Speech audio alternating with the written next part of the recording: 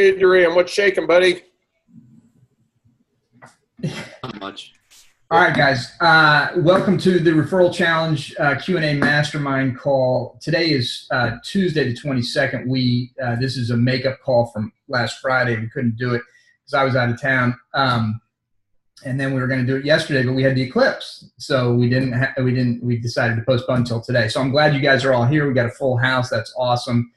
The only housekeeping issue is just and Aaron and I both are going to continually reinforce and talk about the Get Fit Your Town Facebook group, Smart Start, not to the exclusion, of course, of everything else that we're doing in the Referral Challenge, but that is really, we want to get everybody on board and moving forward with that because it's simple, relatively speaking, simple to do, very inexpensive, and things can take off very quickly. I was just reading recently about this woman who just started her group, and within like a day, she had 260 people in her group, and she hadn't even done really any significant promotion about it. She told a few friends, sent out an email or two, and got just so it can get traction fast. And if the fulfillment is good, and I think that the way we've outlined it, it's relatively simple to fulfill and powerful. You'll get traction and you'll get conversion. So just want to continue to push that. And if you guys have any questions about that or anything else, of course, happy to help with that stuff. All right. With that said, any of you guys, if you're new to the call, just real quick, want to cover how we do things here. And this is an open forum, not going to deliver a bunch of content or anything like that. What we do is just have a discussion. We'll go around the horn and get folks to tell us Have a good one. if you've got any issues, any problems or issues that you've encountered inside the Referral Challenge or in any aspect of your business, because we're open to discussing anything. Give us an update on how you're doing, and that's pretty much it. What I do want to do is start a little bit differently this time, because now that we're getting more people, we've got pretty much a full house, and we don't want this to go too long. So what I'd like to do is find out if there's anybody on the call who needs to bail, like within the next 30 to 40 minutes. If so, let me know, and I'll get to you first or put you in the queue so we get to you in order, because I want to make sure everybody gets their issues handled. So is there anybody on the call right now who needs to get out of here within the next 30 minutes? Nobody? Okay. All right, fine. If you do, if something comes up while we're on the call and you need to get out and you got a pressing question, just let me know. Just say, hey, man, and or raise your hand or whatever. There's things you can do with the chat. You can raise your hand that way, or you can physically raise your hand, whatever, and I'll make sure that you get taken care of. All right. With that said, let's get right into it. Percy, it's good to see you, man. I'm glad you're on the call. And so I'm going to start with you. You're going to be our first one today. So what I want you to do is just tell us, first of all, just a little bit about your business, what type of business you're in, and then secondly, any issues, problems that you're running up against, or any questions that you have that we can help you with. All right. So I run a large group fitness studio here in Texas. Large group, semi-private. But mainly a large group, small group type of fitness studio, in Texas. So have about 160 members, and doing pretty good. But the referral challenge is going to actually pretty much take things to the next level. But I do want to say that I've done a lot of different programs, and probably by far this program delivers way more than a lot of the other ones I've done. So big props, first of all, to you and Aaron for putting this together. Thank you. I appreciate it. So I ran with the portion of the referral challenge where I got my charity. I did the check-in, so we were rocking and rolling with that. Clients are super they're super excited about that portion of it. So right now, I'm on to the Smart Start deal. And so I've done my video, but it's still it's kind of lacking quality as far as the sound. So I got it all done, and it just doesn't sound good. So I wanted to ask a question: did you guys use mics, or did you guys just talk into the computer? Because that's what I did, was talking to the computer. And it's when it's playing back, it's kind of really low. So I, just try to get the best quality of it. I need to know, what's best practices for that. Okay, so let me give you my input, and then anybody else wants to share theirs. Two things really important in videos: lighting and sound. You got to get those things squared away. So in this case, because you're filming something on your screen, you're not going to have an issue with lighting, but sound is important. And yeah, I use this thing. It's a Blue Nessie. It's about $95 on Amazon, but there are cheaper ones that you can get. Anything by Blue is really good quality, and you can get them for maybe $60-50 now for a smaller one that works well. But definitely need an external microphone, in my view, because the couple that I've listened to so far that folks have shared were really well done. The only issue, and Rick and we talked about this on the last call, it's really important that you become, if normally I speak like this, when I'm recording a video, I'm going to speak like this. Okay, I'm going to get my whole body into it and just start and be animated and intonation and a lot of that's my mom calling. A lot of animate. Even though people can't see you, if you animate yourself, it will come through on the microphone. You need to have that because people need to feel your excitement. They can't see you, so they need to feel it in their voice. So, a long answer to a short question is, yeah, get a mic. Or short answer, get a mic, an external mic. Anybody else have any input on that? I agree with that. Video is really, really important, but audio, if they can't make out what you're saying, Percy, and it's not crystal clear, you're going to have issues. I mean, I agree. Invest in an external mic. It's going to make all the difference in the world. Most of them have settings to where you can actually block out background sound and everything.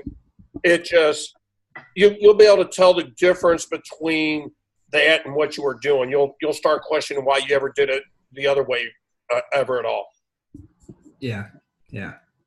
And the other thing is, do multiple takes on these videos. It took me 3, but I've had a lot of practice before doing a lot of videos. So it took me 3 to nail it to the point where I thought it was, satisfactory, it was good. It might take you 5, it might take you 7. And I know that's a little bit of investment of your time, but it's worthwhile because it's good practice for you, and you end up with a better quality tool. And that's what this is. It's a powerful marketing tool. Does that help?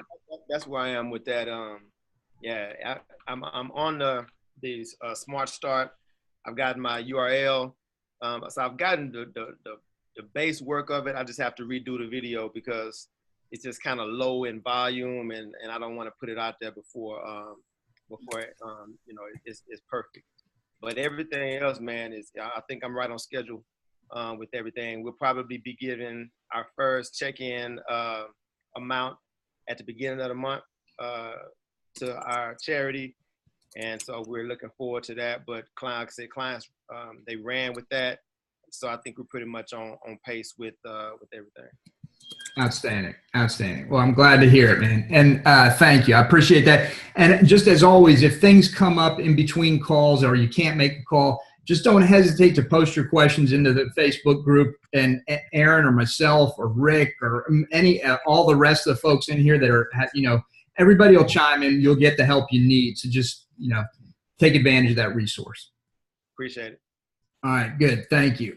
Andrew, I'm going to move to you because you've been great on Facebook, man. You've been doing a lot of posting, and I appreciate that, asking a lot of really good questions that have been helpful for everybody. So again, just tell everybody what type of business you have, and then any issues, problems, questions, concerns that you want to discuss. Sure. My name is Andrew, and I run a small group / private training facility out here in Dearborn Heights, Michigan, or just outside of Detroit. And I've been in business for just a little over, it's been about 2 years now. So we're kind of at a standstill as far as, growing to that next stage. I want to be expanding within the next year. We're working on about 1,000 square feet of space right now, and it's very limiting with getting classes and private sessions going at the same time. So I have to pick, either one or the other. So I think this challenge is going to be the next step for my business. And where we're at with that is I finally just got, the Smart Start video all done. Actually, backtracking a little bit, I got my charity all done. So it's been a little over a week. All my clients are checking in. And we'll be donating the check at the end of the month. And we just got done with a charity workout, a fundraiser. So I actually just got back from that. It was handed them the check. So it's a good feeling. I feel like a lot of this is giving back right now, and it's more than I've done before. Yeah. So I think this is what I need to do more of. So it's good seeing everybody checking on Facebook, all the feedback I'm getting. So that's all set. This is the Smart Start. I got my landing page. I got the charity workout sign-in page. I got the 7-minute victory book all set up. So basically it's just rolling it out all at the same time. So I'm just trying to figure out when to do that, I guess, because there's so much content that needs to be put in place before rolling it out to the public.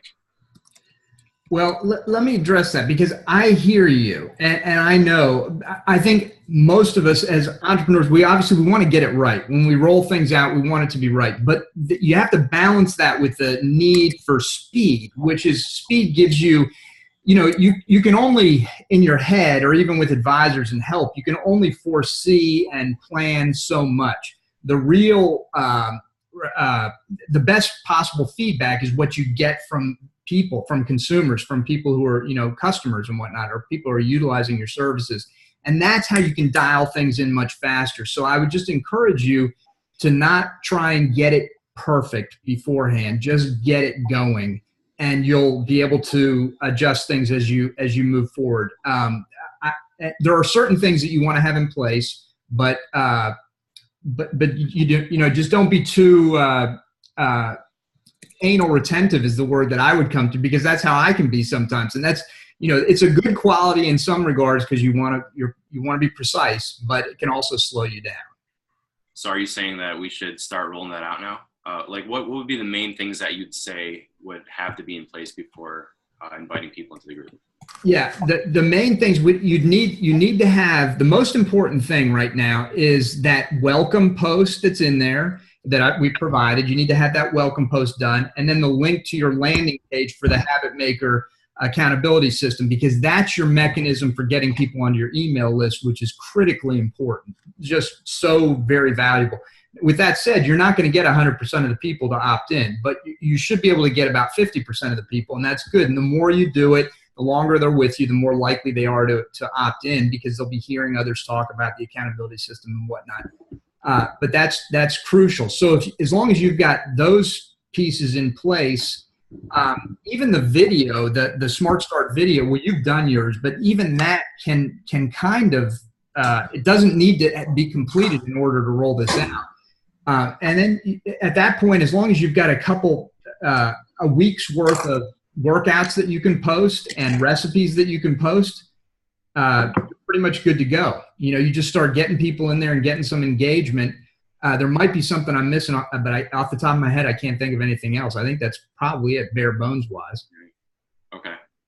Do you guys have any ideas or feedback on what to do as far as the recipes? I guess that's one thing that I'm kind of lacking is, especially posting something every day. I'm using Alicia Schrager's content right now with my private group and my current members. And it's like one recipe a week, but trying to find something for every day. I'm not really sure about how to go about that. Yeah, I hear you. And that's a solution we're going to look into, because I want to find something. And I've been looking, and I know there's stuff available, but Rick, maybe you could address that. Any suggestions? I know you have a boatload. Well, any thoughts, Rick? Where exactly are you trying to go with this first, Andrew? Kind of dial that in a little bit more for me. He wants to post a recipe a day, which is part of the Smart Start group. He wants to be able to post a recipe of the day every day in his Facebook group. And so what I'm looking into is finding a resource where I can purchase like a couple hundred recipes, really good quality, recipe Okay. folks Well, can I use. know in the ultimate supplement sales system, we've got like 180 recipes. Plus, we've got like another 100 and something protein shake recipes. So Jason will be here with me on Thursday, actually down here. Let me talk to him about if we can upload them into here, or maybe get Andrew in our beta group so he can have access to them. Yeah, no, I appreciate that, but that's your stuff, and I'm not asking you to share it without No, and I know, but compensation, I'm more than happy to. Yeah. You know, I just want to be fair to Jason as well. But Yeah. I think the easiest way would be to put him in the beta group with all the content we have, because I think what you're also going to learn is I don't think you want to give a recipe every day, but maybe one day a week, and have themed days throughout the week. That's kind of what I do. Kind of like what Alicia has set up, because you were talking about her content.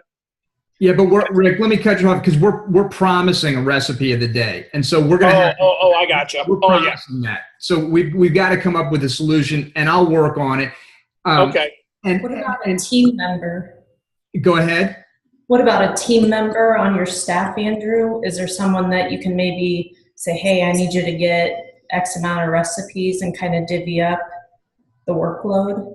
Yeah, I can do that. I could ask my other coach if she can do that. It's just me. I don't do a lot of cooking since I'm always on the go. So otherwise, Yeah, it's a lot. Yeah. But if someone could maybe take some of the load for you and just start creating that database.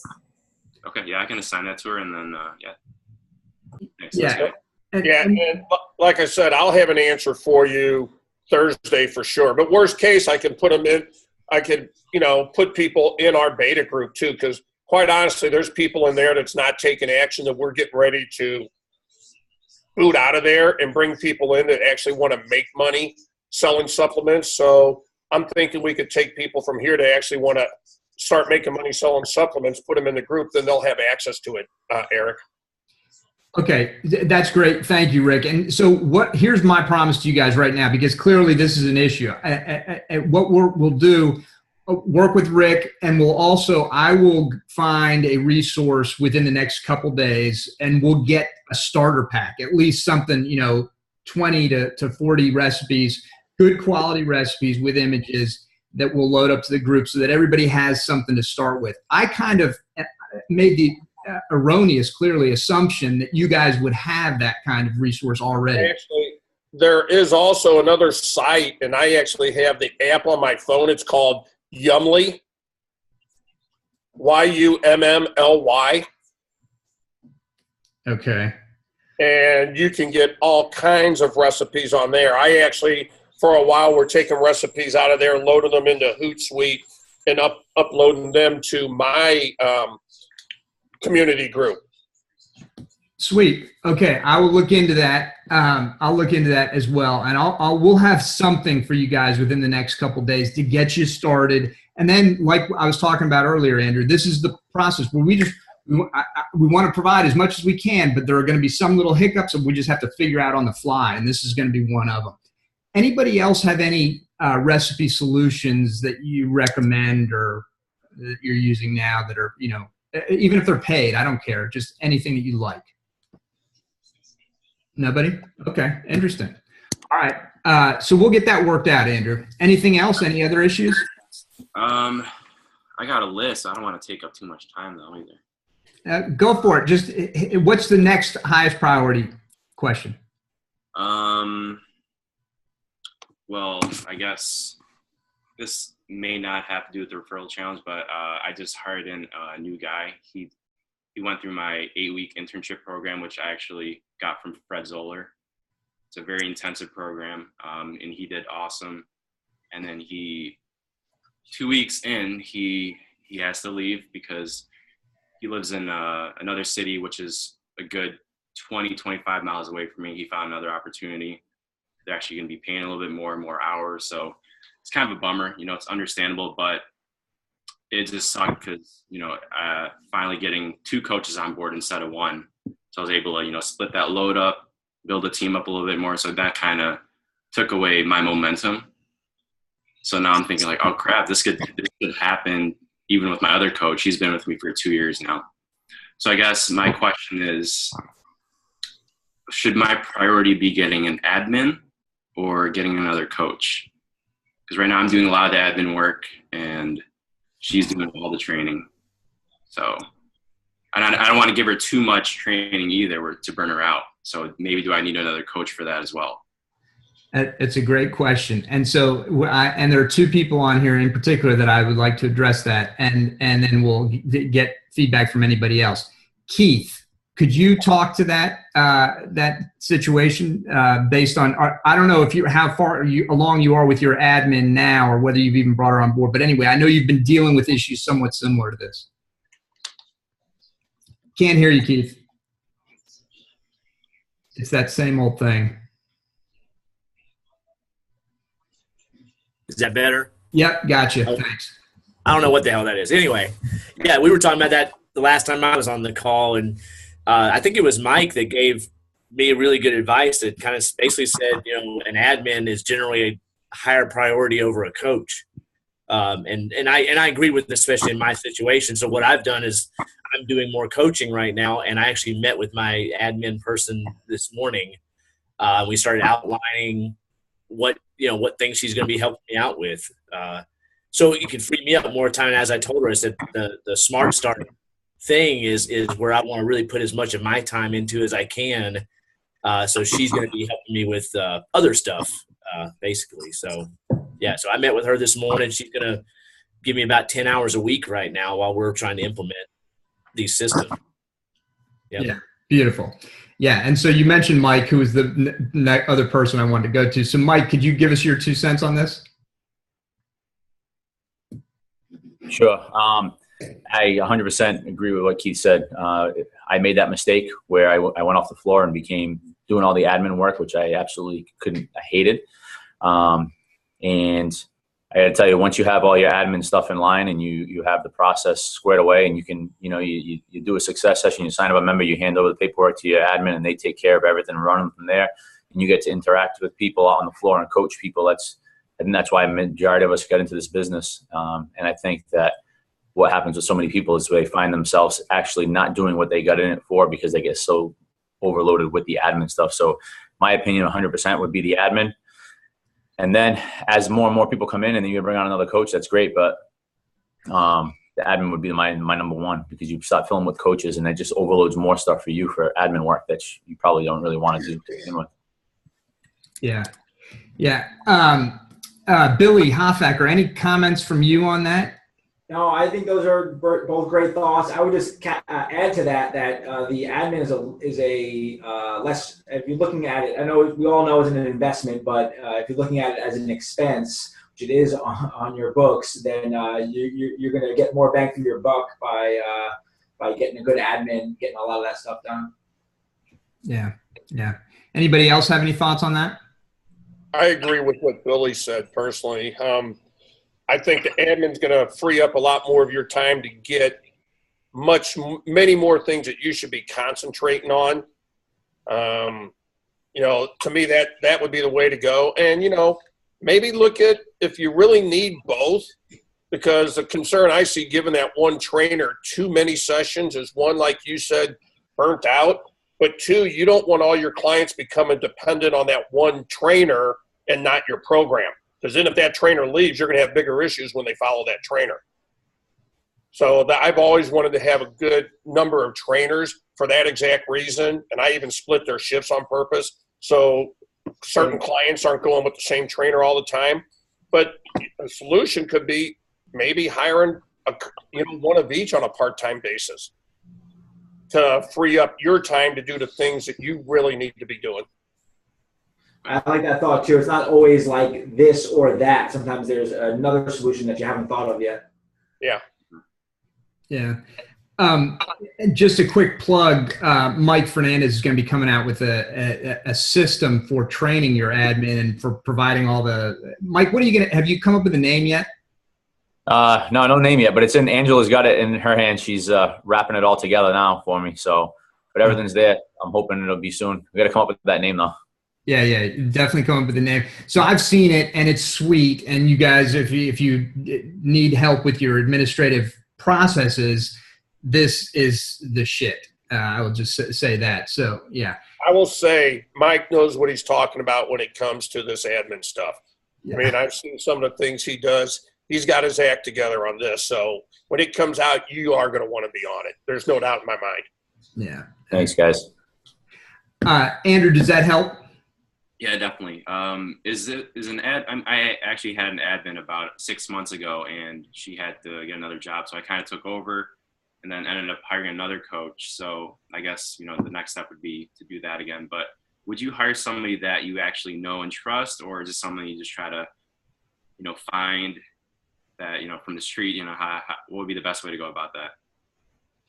Feedback, guys. Yeah, go ahead, Billy. Go with your gut. I would definitely just remind you that, and all of us, it's all about relationships. So I think the best people I've gotten, none of them were from just out of the blue. They're all people I knew personally. But if the second best case is, as we grow, is looking at finding people through your network. If you haven't read the book The Power of Who by Bob Boudin, a great book on just we have the whole networking idea completely wrong. We need to cultivate the relationships that we have, and Andrew, enough people right now to find a good admin. You just have to ask.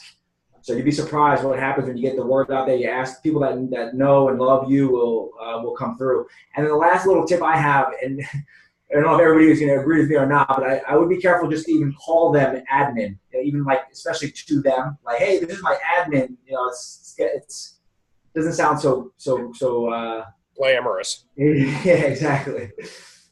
What would you call them, Billy?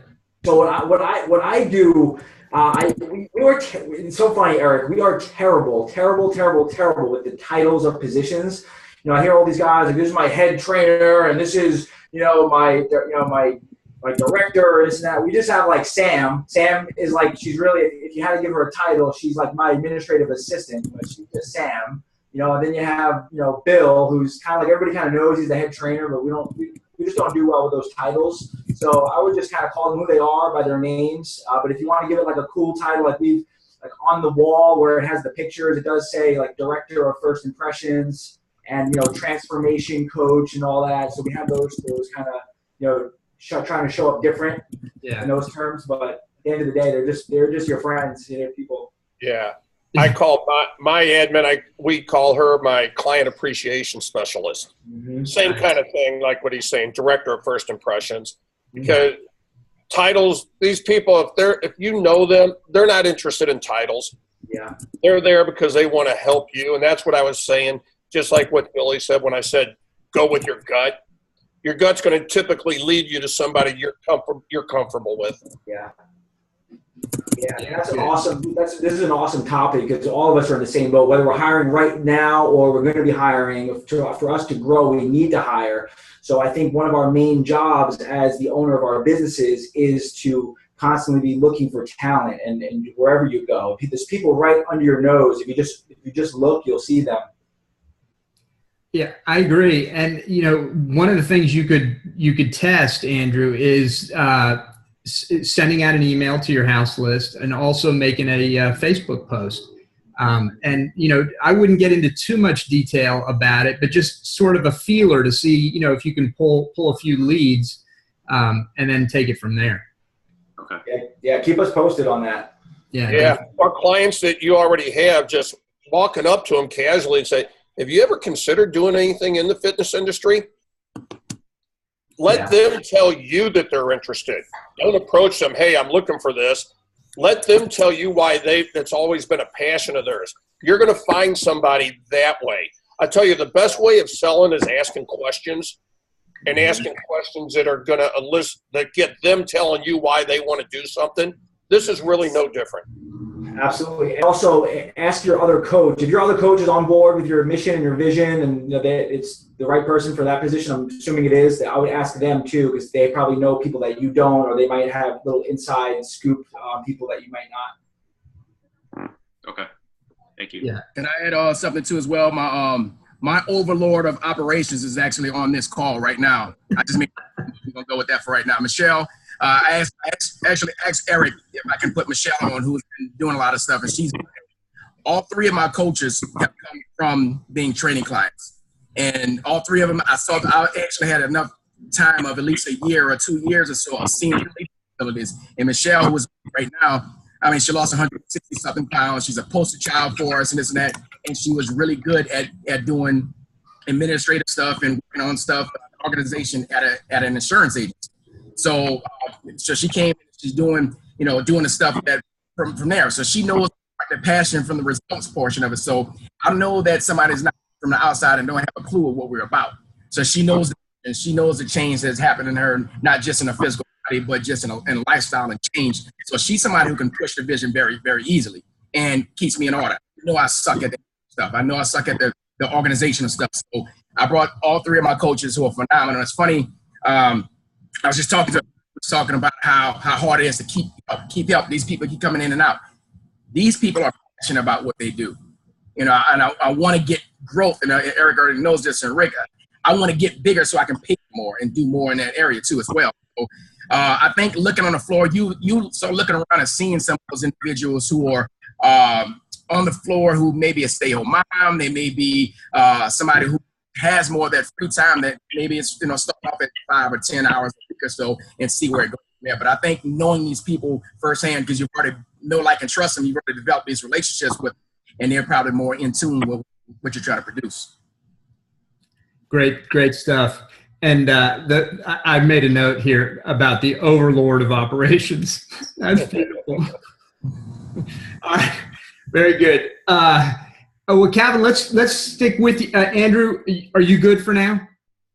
Yeah, everything's good. I forgot to mention one thing, just an update. I rolled out the Big Day campaign. I got about 4 people from that. So I mean, it's not crazy a lot, but it's better than nothing. So yeah. How big is your list, Andrew? My email list? Yeah. It's actually only about a little over 100. Okay. I'm trying to really grow it, and only 10% open their email. So it's very, very low. So I don't know if that's just, is it going straight to spam, or, why are these just not opening it? Yeah. Well, if you got, basically you converted 40% on that blast then, yeah, which is not too bad. You got 10 to open and 4 to convert. So that's a whole other discussion. We're going to get into the email side with your coming up. You'll get the email SOP, and there's a lot of things that need to be worked on with that, because email is so crucial to your business. But that, we'll talk about that more as we go forward. But you've got your eye on it, and that's good. You know your numbers, and that's good. So it'll improve. We'll keep working on it. Sounds good. All right. Well, thank you. That's good stuff. Calvin, let me jump back to you and tell us what's going on. Give us an update, and for those who haven't met you yet on this call, just let them know a little bit about your business. What kind of business you run, and any questions, issues that we can help you with. Yeah, I appreciate it. We're out in Marble Falls, Texas. We do what we call team personal training. It's all large group, nothing else outside of the large groups itself. So we have our regular classes, so to speak. We have a beginner's class that Michelle is the coach for program as well. So I've been doing about 9 years or so. So things we're trying to get moving now. Actually, we're trying to solidify if we're going to stay with a local group, a big group, and this and that. And I appreciate the feedback from both Eric and Aaron and other folks.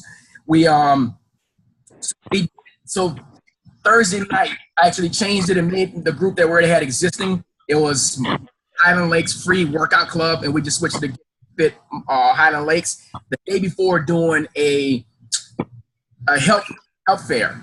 We did a health fair for the area, for all the Marble Falls SD people, all the ones that work for the school district, as well as some city employees. And it wound up being absolutely bananas. I ran it off 3 months free training and some different things like that, and did a live video. And we had, this is the first year doing it, and it had a bunch of folks in it. So I've got a lot of leads from it. Ran out of our information. We really didn't even know there was that many people that came through that. So wound up being awesome. What I did was I had them, in order to qualify for it, they had to fill out the form. they had to go join the group and share it to their page. And so you qualify for it, and people were like going crazy over that. So that wound up being pretty good because I normally don't do a lot of health fair stuff, but it worked out well with that. So got the group together. We're definitely going to focus in on the local cystic fibrosis group. Is what we're going to work with, the program that's here. Like I said, I've got parents and 2 daughters of a family that have cystic fibrosis. So local, the heart will go directly to where they are. And I was already part of the committee itself. So that's where our group is going to go. I'm canceling Sweat Angel this month here so that we can go everything with the local group. And just like Rick was saying, to do the 25 cents, per, or as far as what we're giving, the check for each person as far as the check-ins. So at this point, I have this very Strength and Fitness Inner Circle group that we're feeding information into. And then I have the Fit group. And so different things, and it's actually from Alicia's stuff. Tony Gomez is actually feeding that group for me. And so the thought process is doing less in the Inner Circle, providing stuff, but getting them to engage on the regular platform. I've got a group of my 6 a.m. and 5:15 p.m. folks that really engage on Facebook. And I was talking to Michelle about trying to pick out 1 or 2 mayors that would be the people like we're talking about, maybe give a little discount on their training to be more active. The people who are really boisterous to be more active in those groups and kind of keep things going and ignite that. So that's kind of where we are right now with everything. Haven't made my video yet. I did review it and know what needs to be said and not. So that's kind of where I'm taking the next step of that. Awesome. That's good stuff. I made a note. I like what you did about by qualifying people, asking them then to share it on their Facebook page. And that's just a great tactic. So I like that a lot. So it sounds like things are rocking and rolling, Calvin. Well, we're still a little bit behind, but Michelle's help. Like I said, we're going through the program together and going through everything. So we're kind of keeping each other accountable on that to make sure it gets done, because I'm good at starting it and finishing it. So this is something we have to do and make happen, is implementing this system. I already hit Mike up and said, yeah, you need that ASAP. So I know what exactly my overlord of operations needs to be doing on it. So I'm looking for that information as soon as possible. So yeah, we're getting it there. So we're moving. I'm laughing so hard because I'm just thinking about Calvin made this great video. If you haven't seen it, you should watch it. It's on in the Facebook group. It's all about his Versus. That's the name of his company. And he goes, people ask me all the time, what does Versus stand for? And he goes, well, it stands for extreme torture. And then it's just beautiful. It's so well done. You got to watch it. It's a perfect pattern interrupt, because even I was like, what? Awesome. And it's Verus. Verus. Sorry, Verus. I know Versus is the only word that anybody ever sees that looks like it, and everybody goes to Versus, but it's Verus. So it's. I need to post a video that Calvin and I did back at one of our masterminds together when we were doing some role playing. Remember the whole apple pie, Calvin? I don't know what, dude. I'm serious. I know I did top of my head a few times, but I don't know how that went off. But yeah, we did that. You need to put that up there. I need to put that video in there. You get a kick out of. Actually, both of our personalities in that one. Yeah, kind of smart behind, so it works well. I'd like to see it. And sorry about it. So it's Verus, and Verus means truth. Yeah. Yes. Right. So that's kind of our theme: true performance, true results. You perform like you're supposed to. God will bring the results. That's kind of what we stick with it. Yeah, I should know that, because veracity is Veritas, veracity. Yeah, it's a derivative of veritas. Yeah. Okay. All right. Very good. Awesome. Thanks, Calvin. Okay, good. Let's Matt, I want to talk to you, brother. Matt Brady. Give us share with folks what type of business you run, and also any issues, questions, concerns you have, anything we can help you with. Yeah, so I have a small studio, around 65 people in it. We need to get double that to be at capacity, so that's why we didn't really have a referral base before. So we're trying to build that. I started the Formal Fitness Initiative, so we filed our 501c, We have our logo. So that's getting all ready to go. We're going to roll that in with our grand opening sometime, our re-grand opening, because we're moving next door. I already talked to the school district, so they're willing to come out, you know, for the grand opening. So that will hopefully help get word out with it too. I used a lot of the studio, so we threw out logos to the studio, so they felt a part of, you know, the process of, you know, coming up with a logo and stuff like that. Just going through the stuff now and making the edits to roll everything out. I think I kind of fell into what I believe Andrew, the guy said earlier, trying to make everything perfect before you let it out instead of, you know, just rolling with it as you go through. The person that does my YouTube videos, we recorded our smart video, so that will be coming out this week. So she's able to voice over and use music that we used on our YouTube videos to kind of wrap it all together and like fade out with some of our stuff and stuff like that into it. So she's working on that with the editor this week. I was able to do the links for the domain, so just really catching up on everything.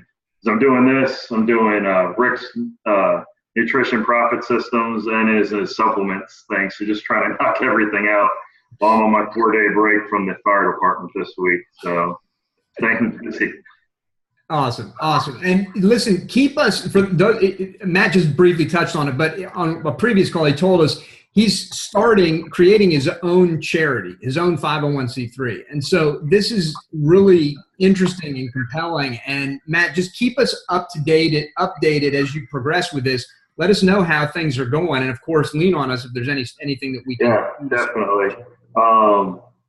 I guess there's an SOP on how we can get that. I was waiting to do the SOP till I had the logo so we could start putting out that paperwork for everybody to talk about the check-in. So I'm sure that's touched. I'll go back through the Facebook check-ins. And is that stuff that I can release out to our like private Facebook group so the studio knows like how we're going to do referrals and stuff like that now?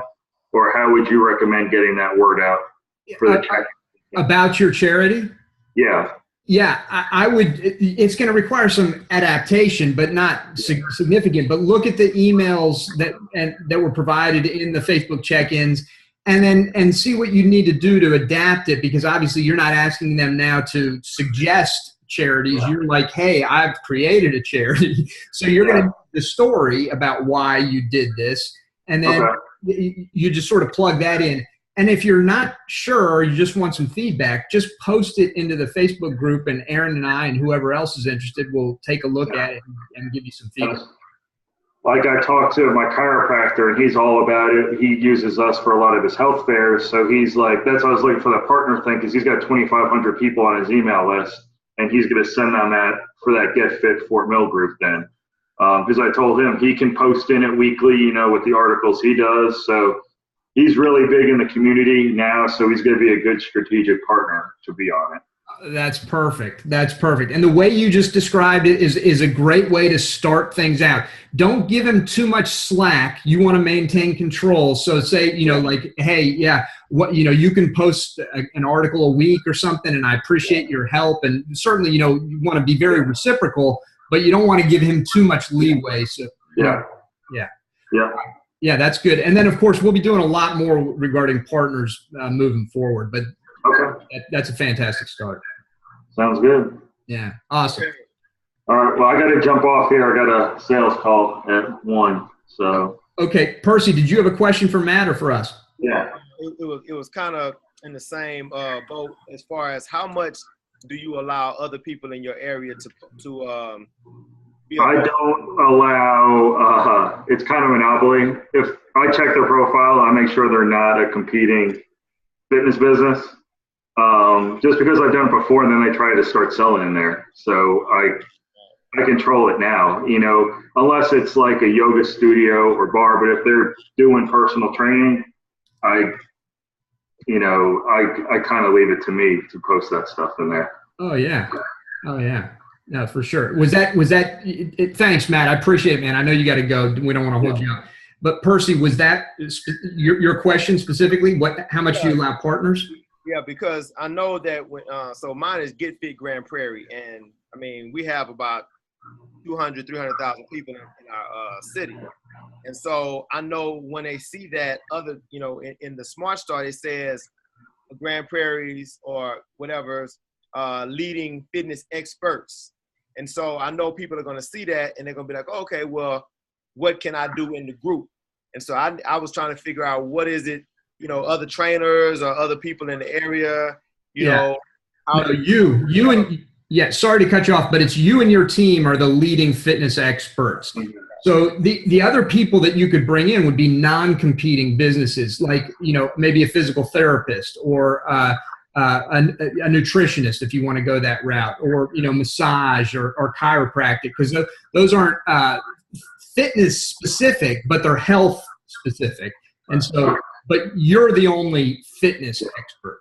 Yeah. And that's what I was doing. If it's an outside partner, a yoga or bar or stuff like that, yeah, but I'm not going to let another personal trainer go in there and then start doing sales stuff in there, you know. Yeah, don't let anybody do sales stuff unless they have your approval. If you're going to allow people to post, which is great because they'll help you with content, and that's always wonderful. But you want to control what the offers that are made, because if everybody's posting it and it gets over too promotional, it turns off your members. You know, if everybody's trying to sell them stuff in the group, it needs to be value first, offers second, and so there needs to be a schedule. We'll talk more about that as we move forward. Does that make sense? Oh yeah. Yeah. All right. Good. Okay, Matt. Thank you very much. I appreciate it, brother. All right. Good. Let's keep moving. Chris, great. Let's go to you, man. You know the drill. So give us an update. Let us know how you're doing. Yeah, what's happening, guys? So I just posted on the Facebook page. I just posted up that my landing page for the Kent County page is up and running, done, as well as the Habit Maker Accountability System landing page and download page, all done. So delegated that out to Fiverr. They did an awesome job. So that's done. All the back end work is done. I mean, so it's done. Everything is done for this project. We're just ready to fire it out now. That's freaking awesome. Do you have a lead, a Fiverr lead that you could share with folks who might want to, you know, follow suit? Yeah, he did a great job. Okay, good. I'll post that up in the group. That would be awesome. Thank you. That would be awesome. And good on you for rocking it out, man. You're just an implementation machine. That's great. Yeah, man. So it took about probably a few hours, you know, probably more like 4 to 5 hours to do all the emails, you know, everything on the back end, getting everything ready. So got that taken care of too. So yeah, we're ready to go. Awesome. Awesome. Excellent. Okay. And I know you'd asked a couple other questions on Facebook that were good questions. I need to address those. So I'll get to them a little bit later. I got to noodle it through, but we'll come up with a solution for that. Okay, cool. Good. All right. Anything else? Anything we can help you with right now? Are you good? No, nothing. We're all good. Onboarding SOP is done. Referral SOP is done. Working on signage SOP right now, just trying to get our before and after pictures on the wall everywhere. So and then we're ready to push the button on check-in for charity. We locked in our charity, got all that going on. So we're just, you know, making the finalizations on all of that with the signage and everything. And yeah, we're good to go with that too. Excellent. That's you make my job easy. I like it. That's great. Thank you. All right, good. Let's jump over to Billy. Billy, for those, I think probably everybody knows you, but just give a quick update on your type of business you run, and then any issues, questions, comments, whatever. Yeah, sounds good. I have one pressing thing I'd love to hear your thoughts on, and I don't know. The thing I usually get the most out of masterminds is just kind of affirmation that I'm on the right track with some of these bigger things. Anyway, so I own two facilities on Long Island, New York. I also I expanded into doing corporate wellness recently. So we got a big recently, which was a big win for us. I got a big account on that. We're starting in September. Have a team of like 7 of us, and then there's some interns. Married, 2 little girls, 1 on the way. Woohoo! Nice, congratulations. Thanks. Yeah, So anyway, so that's a just real quick overview of what I do. A lot of stuff has been going on, as Eric knows. I haven't been on the calls, but things going really well. A couple of the bigger things that are going on for me are book launch, kind of in the middle of a book launch, which is going really well. We're preparing for a huge challenge in September that we're going to blow it up. September and October is going to be our biggest months yet. So we're really excited about that. We're doing a lot on that. So we're kind of preparing for that. Obviously, the day-to-day operations, leading the team. And as far as the referral challenge stuff, I'm not in the loop on a lot of what your guys are talking about. I will be as far as the Get Fit Your Town. But a couple things that either am doing or have done are it's funny, just if anybody needs encouragement, I was a little bit discouraged at first. I never really shared, but I had 2 charities that fell through. And I was so excited because one of our core values is give back. Wanted to connect with a bigger cause, and it just wasn't meant to be. I saw everybody else, talking about their check-ins and how great it is, and I had one, they just dropped the ball, never got back to me. Another one that we moved further along with, and I saw it. He just kind of disappeared. Then I saw an article in the local paper that he was going out of business. He was going out of business. So it was, all these things kept happening. And then finally, somebody contacted me. A charity contacted me. And so when I wasn't looking for it, it kind of came up. So we're really excited about moving forward with that charity. It's a charity that helps people with addiction, which is really awesome that we're getting involved with them. So we're going to be doing the check-ins for charity with them. And then the Greatest Gift campaign, we're in the process of getting those letters out.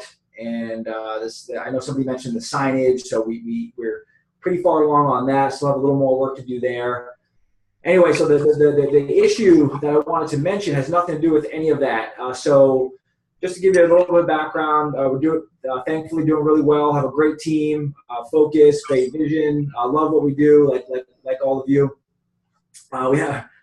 I'm like, if I do a strengths finder, I think my number 1 or number 2 is positivity, which is great. But I think a lot of times it kind of screws me up because I'm so freaking positive that I ignore things that I shouldn't. And this particular scenario, because I'm like, the way I see it is like everything is great, life is great. I got a great family, great business, and I have this little thing over here, but whatever, because we're crushing past our goals and it doesn't matter. Kind of the attitude I have, but I don't want to ignore things that I shouldn't.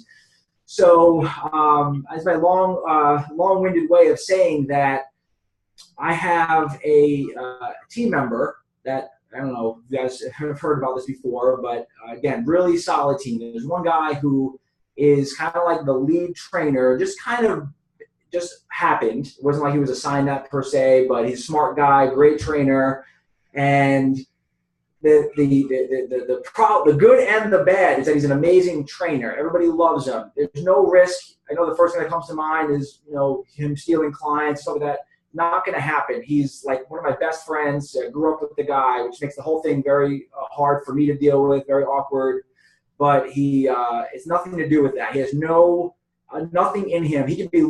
Nothing in him is entrepreneurial. He doesn't want to do any of that. He just wants to train, and that's it. He's kind of like aloof when it comes to finances and the things that adults should care about. He doesn't. So he's a great trainer. We do a survey. He gets the best scores. Everybody loves him. He's a great friend. But part of our job description is certain things, like maybe you guys have, like they're required to do a message of the week, to communicate with our clients, to share the promotions that we're doing. I think some other examples, Facebook check-ins, after their shift, they have to check in on Facebook.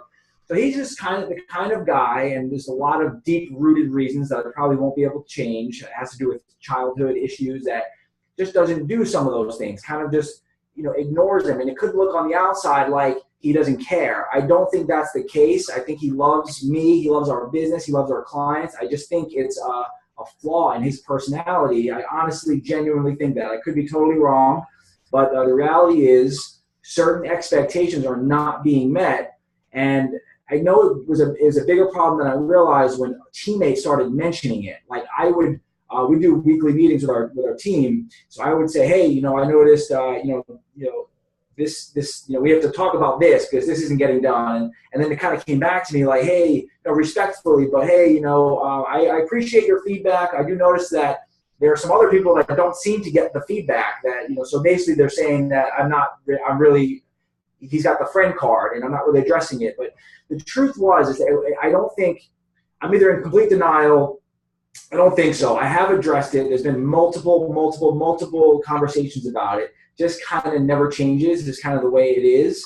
So the latest thing that happened was about maybe 3 or 4 weeks ago. I got really fed up because I had that conversation with this woman who works for me, and it really hit me. I have to address this. So I kind of took a different approach. It wasn't so much me coaching him as it used to be.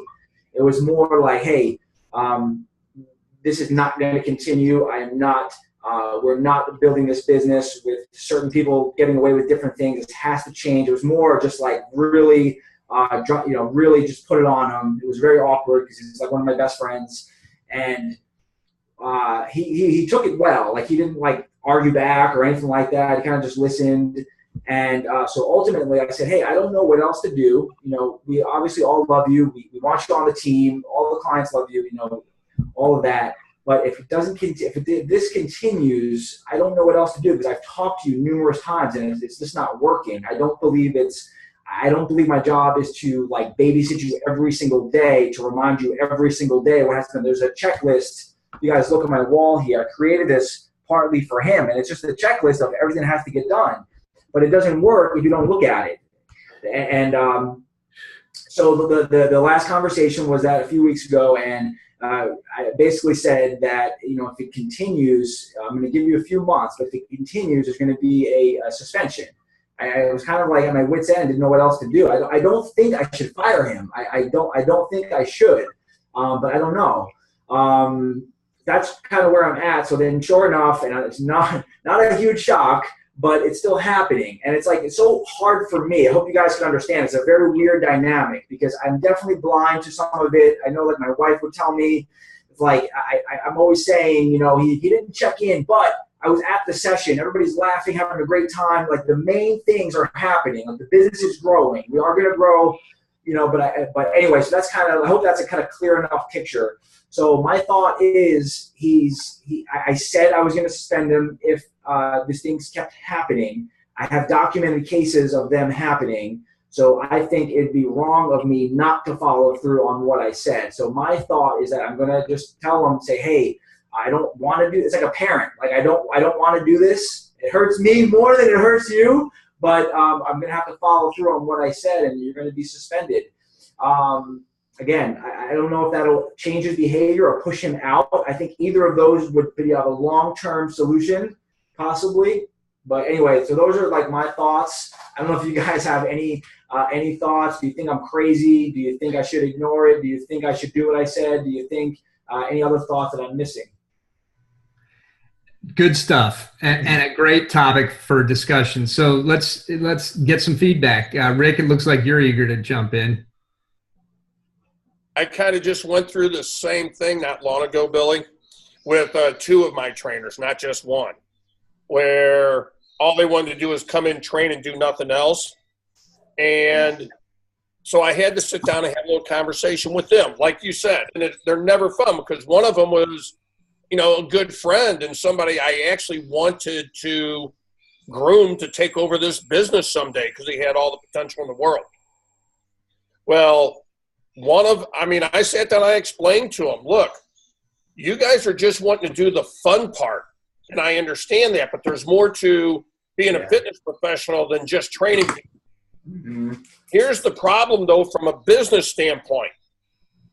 If you're not wanting to do these other things that I'm asking you to do and that need to be done, you are nothing more than an expense to my business. Okay? And from a business standpoint, I have to have a look at this. Okay? If somebody's doing the things I need and the things that are going to make them better in their profession, I can look at it as an investment. But if you're just sitting here coming in and trading dollars for hours, you're an expense to me. And no smart businessman is going to increase their expenses. In fact, we try to minimize our expenses because that's how we stay in business. So you need to make a decision. Do you want to be an investment for me or just an expense? Because I'm telling you now, expenses are expendable. and I will start reducing expenses. Well, the one that I expected to not like that, she kind of got on board and she's doing the things that needed to be done. The one that I was really hoping would take this and run with it, his true colors came out. His true values came out.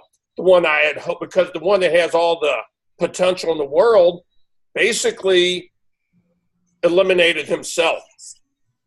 So I think you need to have that conversation and explain to him why you're thinking the way you are. Look, if this is all you are, you're an expense. You're not valuable to me. I can find other expenses. I want you, if you want to be a valuable part of this business and viewed as a valuable part of my business, you need to take these steps. If not, you really, truly are expendable. And I think you need to explain it to them from a business standpoint while you're trying to get this out. Again, always tell the story of why this is important to you instead of just telling them that it's important. If they understand why and possibly the risk it causes your business, either they're going to get on board or they're not, and then it makes your decision clear no matter how bad you want them to stay, Billy. Yeah, so it's like great thought, Rick. It's like I want it more than he does. That's definitely a big part of it. But the thing I left out for time's sake is I have had those conversations with him. I have had those conversations with him. The conversations in my mind are kind of like over at this point. It's so hard to explain. It's like he's such a good, caring person, and he's like a little kid in a sense. Like he wants to. Like when I talk to him, it almost seems like it's getting through, but it's more. I think he would need like some real serious help. Like it's just like let's just not to get too deep on here, but it's like let's just say he never had a parent that held him accountable. Like it's that kind of thing, and he's 40 years old. So it's like, but he's a great guy. It's like there's so much to it. It's like that conversation explaining the why, like while like on the outside, it's like, oh yeah, that makes sense. Like he really cares about me, and I know that. I've seen it in action. He's there for me, 100%. We're basically best friends, and I'm not saying that lightly. I've known the guy for 30 years. It's like it's more just like it's just. I hate to say it, but it's just like the way it is kind of thing, and I'm doing a disservice by allowing it. But at the same time, I don't feel at this. I don't know. That's why I'm torn here. But it's not. I genuinely don't think it's a lack of like me being there for him and explaining in a certain way and coaching him. It's just like at this point, it's like man, it's like I'm telling you, like Rick, like when I talked to him last time, like I think I was crystal clear, but it's almost like, hey man, you're my friend and you could say that, but I don't know what it is. It's almost like I really think. Hey, I hate to say this, but I think like if I suspended him, he would like take it. He would be suspended, and then he would come back, and he would maybe for a couple of weeks like change, but then kind of go back into the same habit. And so I don't know. I almost want. I don't know. It's weird. I'm embarrassed to say this, but I almost want him to force himself out in a way. I don't know if that makes sense. It's like I don't know. My gut reaction from what I'm hearing is he's taking advantage of your friendship. Yeah. That's exactly what I'm going to say. To be honest, there's going to get to a point where I went through this with a best friend too. I made that mistake, to be honest with you. Yeah. And I'm not saying you're making a mistake because we're going to help friends, but it ended up being a huge mistake. Yeah. And they take advantage because they know the friendship is there. And you're going to get to a point where you're just going to say enough's enough. Yeah. Because it's costing you money. Yeah. And I hate to say it, it's going to happen, and it sounds like it's going to happen sooner than later. Yeah. So I was going to say the bigger thing it's costing me is my energy and my time, mostly like the emotional energy. And again, I'm probably skewed, but like again, it would almost be easier if he wasn't so good like at what he does. He's good at connecting with people. He cares about people, and he genuinely cares about them, which makes it harder. But I'm starting to question that a little bit too, to be quite honest with you, because if he cared about people, if you're his best friend, he would care enough to step up and do what he needs to do for you. That's what I need to hear. I'm sorry, that's Rick calling a spade there. No, exactly. I think that's exactly what you're saying, Rick. If I think you also, Billy, might be blinded by the friendship as well. You know, it's kind of like in the relationship, the friendship that's overseeing and overlapping what he actually does producing as a trainer itself. It's kind of like thinking about going back to the old days when the coach was set there because he was invaluable to the team. He wasn't doing the right thing. He might be the best player, but they sat him because he did something that counted. Yeah. Yeah, great points all around. Billy, does he ever take ownership? Does he ever admit? Yeah, he does. He does. Yeah. He's doing, I think he's doing that just to end the conversation. Yeah. That's what it sounds like to me from experience with something very similar. So let me jump in here real quick, guys. To Rick's point, you know, Billy, you don't get to be you're a business owner, all right? So you don't get to be a friend. I mean, not that you're not a friend, but you have to be a business owner. You have to be the coach of the team. Mm-hmm. All right? That means you have to make tough decisions. And Rick is so right on. The guy has got it nailed down. He is right as rain. Yeah. Are you so basically with where I'm at now, so that last conversation, Aaron, I think you heard the whole thing, but I had this heated conversation with him and kind of gave him some more consequences. Do you think that is my next step at this point, knowing the background, to say, hey, I'm going to follow through on what I said, and I'm kind of knowing in the long term. I know like the answer on paper is to like, hey, just tell him it's not working out, and I know all that, but I know being a business owner is hard, but just that to me, it just doesn't feel right in my gut to tell him like today, like, hey, this is not working out, get your stuff and get out of here. Like it just doesn't feel right for me to do that. But again, maybe that's just me being a wuss. To me, it's like, hey, let me follow through on what I said and let's see what happens from there. I don't know how you guys feel about that. Like, well, look, back to the coaching analogy. What happens when a starter doesn't meet expectations? He gets sidelined, right? He goes to second string. Yeah. So if we were to stay with that analogy, bench the guy. He's not fired. Okay, just bench him. That makes perfect sense, Aaron, because one thing that's happening naturally is there's other opportunities that are coming up in our business, and the younger guy that's got a great attitude he's getting rewarded, and I'm purposely not having this other guy do anything else. So that's kind of happening naturally. But now the next level to me is what you're saying as far as benching.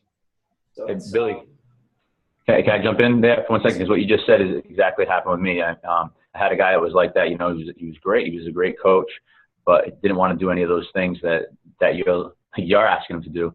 And what happened is other guys came on board, and when I laid out the criteria in terms of ways to level up and get promotions and all that kind of stuff, guys started passing him by, and he saw the writing on the wall. And he recently resigned, which worked out great because it was a big. I didn't have to get rid of him. I didn't have to have that awkward conversation. It was more so of like, hey, thanks so much for what you've done. It was a great while it lasted kind of thing. And you know, we got some young guys that were chomped at the bit to take those hours. And so now we got the other guys that just filled the role, and it's been such an easy transition for us. Yeah, Mike, that's great, man. My gut feeling is that would be like the perfect solution to this, and I think that's probably what's going to be happening. There's other issues that, just for time's sake, he's got issues with his house, and he might end up having to move anyway. So this we don't. I think that what happens, right, in a situation like that, you being friends with him and being a good guy, you hold on, and then all of a sudden what will happen is he'll be the one that leaves you high and dry when you need him most, and then you'll be screwed. Yeah. So set it up that way. Let the other guys just pass him on by, and he'll probably just walk himself right out the door. Yeah, sounds good. Yeah. I don't know how you pay him as an employee or contractor, but then definitely you need to have something in writing explaining the action you're taking, and sign it, and both of you sign it and date it. Mm-hmm. You definitely need to do that. It's a CYA thing, Billy. Yeah. And that'll also make it more real to him that he has to sign off on it. Yeah. So you're saying now that I'm going to suspend him, I have to have that in writing. We both sign it. Explaining what you're doing, why you're doing it, the length of time you're suspending him, etc. Yes, because for two things. One, it's going to protect you since he's an employee if it ever comes to employment taxes or unemployment. And two, it's going to become real to him. Yeah. He had to sign off on it. That's good. Yeah, no, that is good. You know, it's interesting, Billy, because you talked at the beginning of this whole conversation, you talked about the charity issues that you were running into, and now you're with this charity that's an addiction charity. Yeah. And I'll tell you, to use that, you know, what you are doing here with this guy is enabling him. Yeah. He has serious problems that are not your fault. You didn't contribute to them in any way. Obviously, he's a very likable, talented guy. But he's got to get his shit together, and you're frankly keeping him from getting his shit together because you're allowing him to keep doing this. Yeah, that's so good. That's exactly what I need to hear. Yeah. And the crazy thing is, I know all of that. Yeah, I know. Well, it's so hard because you're close to him, you love him, and you're loyal, you know? And that's when it gets so freaking hard. And that's why my dad, during the time I was a kid, my dad always said, you know, you never loan money to friends and family type thing. It was just one of the many little anecdotes, and you probably all heard it. I loan money to my friends and family, and I've been burned almost every single time I did it, and I still don't learn. Yeah. I think more than anything, you hit it on the head yourself when you said you were looking for confirmation of what to do. Yeah. Mm-hmm. Yeah. This is good. Yeah. This is good, guys. Thank you so much. Yeah, good. It's a good topic of conversation. There's no doubt, because that's we've talked about this so many times on these calls. It's the managing of people that is the single hardest thing to do in this business. It's so funny, just to Rick's point about, you know, it is my fault. I can take responsibility. Nobody hired him but me. With that said, I don't necessarily regret it because there's, you know, like Mike said, you know, it was good while it lasted in some ways, and it's interesting that out of every hire I've ever made, this is the biggest problem, and it's my best friend. So it's.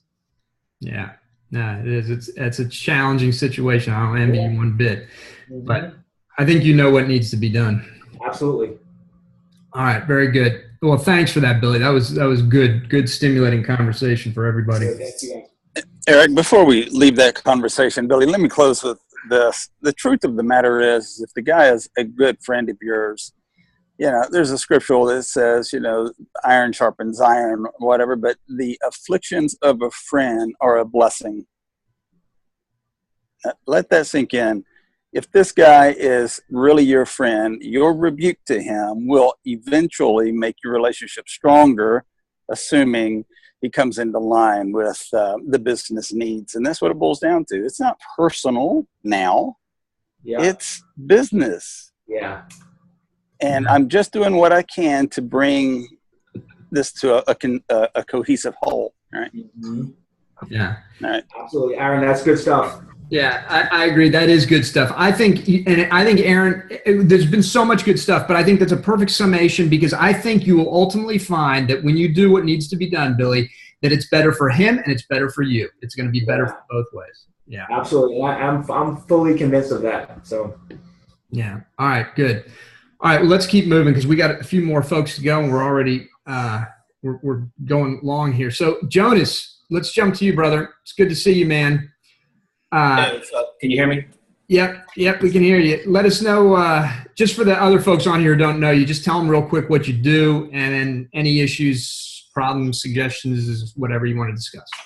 Yeah, I have 3 different businesses, and I hate them all. One's a CrossFit gym, the other one's a boot camp business, and the other one's a concept of a studio specifically for people in their 50s and 60s. And so I try to juggle all of them, and it's just too many balls to juggle sometimes. But right now I'm trying to create a sales team specifically for all the businesses, where it's like hardcore sales, like, you know, we got somebody calling, and my biggest thing I'm trying to find out is, you know how you get those little old ladies that call you and try to sell you Shriners donations and stuff? You ever get those calls? Yeah, I know what you're talking about. Where do you find the little old lady call center at? Like, where can I find those people and hire them? Yeah, I'll tell you who to talk to. One of the people is Greg Justice. he has a call center set up for his corporate fitness thing. So I'm sure he could give you some tips on how to go about that. So Greg would be one suggestion. Anybody else have any? No? Yeah. What do you call it? Yeah, I do. Hang on, Jonas. Check your local area for. I'm trying to remember what they're called, but they're basically big I got office. Some people call them sales development reps. Some people call them callers. Call center. Well, yeah, actually, this is a bit different in that you can rent office space, a single office. And they have a whole staffing organization that when a phone call comes in, they handle all your calls like that. Might be an option. But that's inbound. I think you're looking for outbound, aren't you, Jonas? Oh, I see. Yeah, I want to create. Little lead generation team. Yeah. You can also build your own. It's tricky business. A lot of people do telemarketing type stuff. It's a big business, but it's tricky. So anyway, I haven't done it for years. Did it a long time ago. Haven't done it for years. So I would talk to Greg. I think that's the best advice I can give you off the top of my head. I mean, other than just looking for people who are running an ad for telemarketers and doing some interviewing. That's the only other thing I can think of. And building your own team, because really you only need one, maybe two people. They can do some pretty high volume as long as you get them the numbers. Yeah, I've been looking on like job sites and stuff and trying to figure it out, but it's really confusing because it's not really like I need a telemarketer. I just need somebody to pick up the phone and call. And not get upset when they get hung up on. Yeah, well, that's what I'm saying. You need a professional telemarketer because those are the people that are used to that type of rejection and they can just move right on. It's no big deal. But the other issue is, there's a lot. We could go. I would say talk to Greg because I think he's doing it right now, and so I think he would have the best information. Plus, Greg's going to hire good people, so I'm sure he can give you a lead on how to, if not a company that you can just hire, but how to find good people if you've got to go after them individually. Mm-hmm. Yeah, well, that's about it. Nothing exciting. Yeah, but just tell us what is it that you're gonna do telemarketing? You're gonna have these people call to do what? What's the offer? Like, I don't know. That's it right there. Yeah, we can't see it. It's too small. Yeah. But what's the offer? Just tell us the offer. Oh, basically, so I get a high volume of leads on Facebook. Okay, and so. The thing is like I gotta attack them quick as possible, and it's just I'm trying to get somebody who I can just be like, they see the leads come in, they call them, within a few minutes of getting the lead. Okay. Well, then let me cut you off right there. Okay, that's a whole different thing.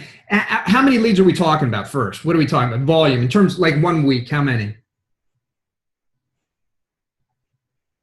I mean, I could scale it up to whatever. I mean, it's endless. Okay. So here's what you do. Do it in-house. That way you can manage the whole thing. Hire a part-time person. I mean, they get paid like $9 an hour, $10 an hour. Plus a commission. Give them, leads that convert. You tie something to that because you want them bringing in the best quality leads for you. So I build in. They're used to commission. It's a sales position. So I tie in that. But I do it in-house because that way you can manage it. You bring in one person, you just start feeding them all the leads. As soon as they are overwhelmed, you bring in another person. I do it that simply. All right. Yeah. Sounds good. Yeah. Thanks for that. Yeah, you're welcome. You'll find good people. Yeah. The other, Aaron said virtual assistant. Virtual assistants can work too. The problem with virtual assistants, just like anytime you outsource, is that it's the accountability issue. And, whether they're actually, it's nice, particularly and I used to work in this business among many others, and in the telemarketing business, good call centers have managers who are first they're monitoring every call that goes out, but there's also people walking up and down, listening to everything you say because they don't want you screwing up the script. You got to make sure that people have a good script and then they need to be monitored. So that's one of the reasons I would do it in-house. Mm-hmm. Okay. That's what I was planning on doing. I just have a hard time finding where those sweet little old ladies hang out. They can call all day, Yeah, I think if you advertise specifically for them, say, I'd start at, retired looking for a telemarketing job as the headline for your ad, something like that. I'd almost even put in there that you're looking for sweet elderly ladies. I mean, honestly, I would almost put that in the ad. That's what I was thinking as the headline or something. You just have to be careful about compliance. Sweet, mature women. Yeah. Yeah. Wait, what's that, Rick? I'd be putting something looking for sweet, mature ladies, and then to tell them what you're looking for so they don't think it's some sex ad. I was going to say that sounds like your borderline fetish. I saw Erin over there smiling. I knew where she was going with that. Erin, you got a scripture for that one? But I would almost put that in there, and then tell them what you're to make phone calls to, your clients.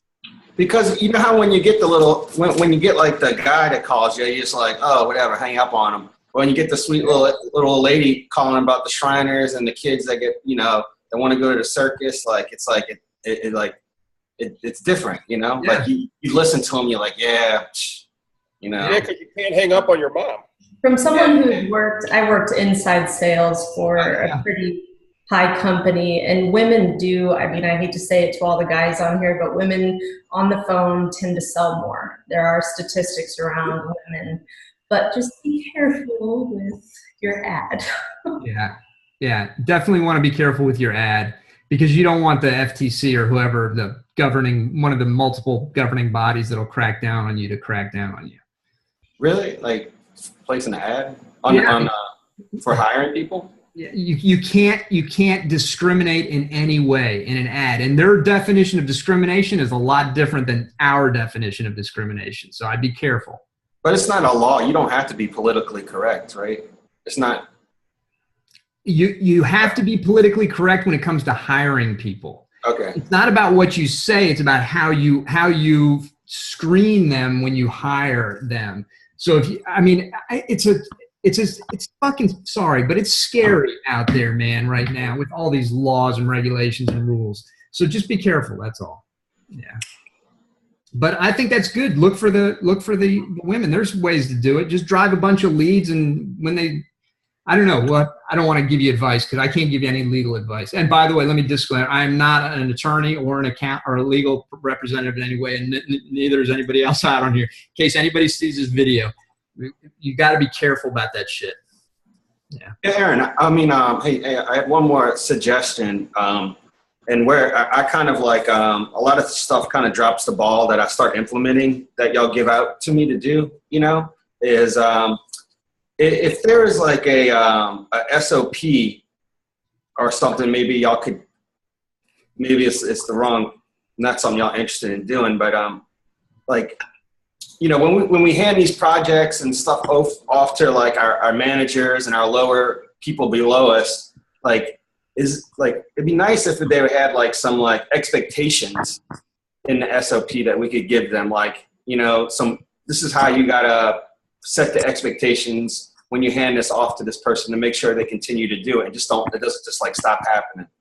Because like a lot of times, like I don't have, I don't want to micromanage people, but I give them the SOP, I just don't know, some of these things, how often should they ask for referrals? Should a trainer ask every day or, 3 times a week? How many, with these different, campaigns y'all make?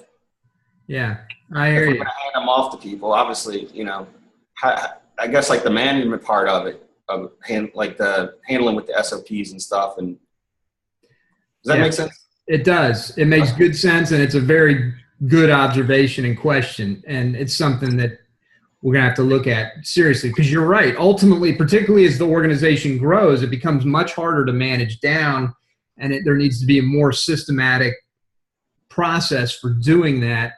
And off the top of my head, I'm not sure, but we'll look into it. Jonas, just just playing off that, your SOP is a checklist itself, right?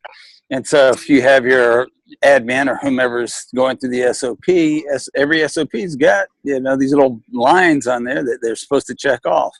Just have them turn them into you so that they can see that the work's been done as a start anyway. Well, how often should they turn them in, and how often, Well, let me jump in here because that's what Aaron said is great. And so generally speaking, those SOPs, they're set up as an implementation checklist in the SOP. So you can go through to make sure that all the pieces are in place.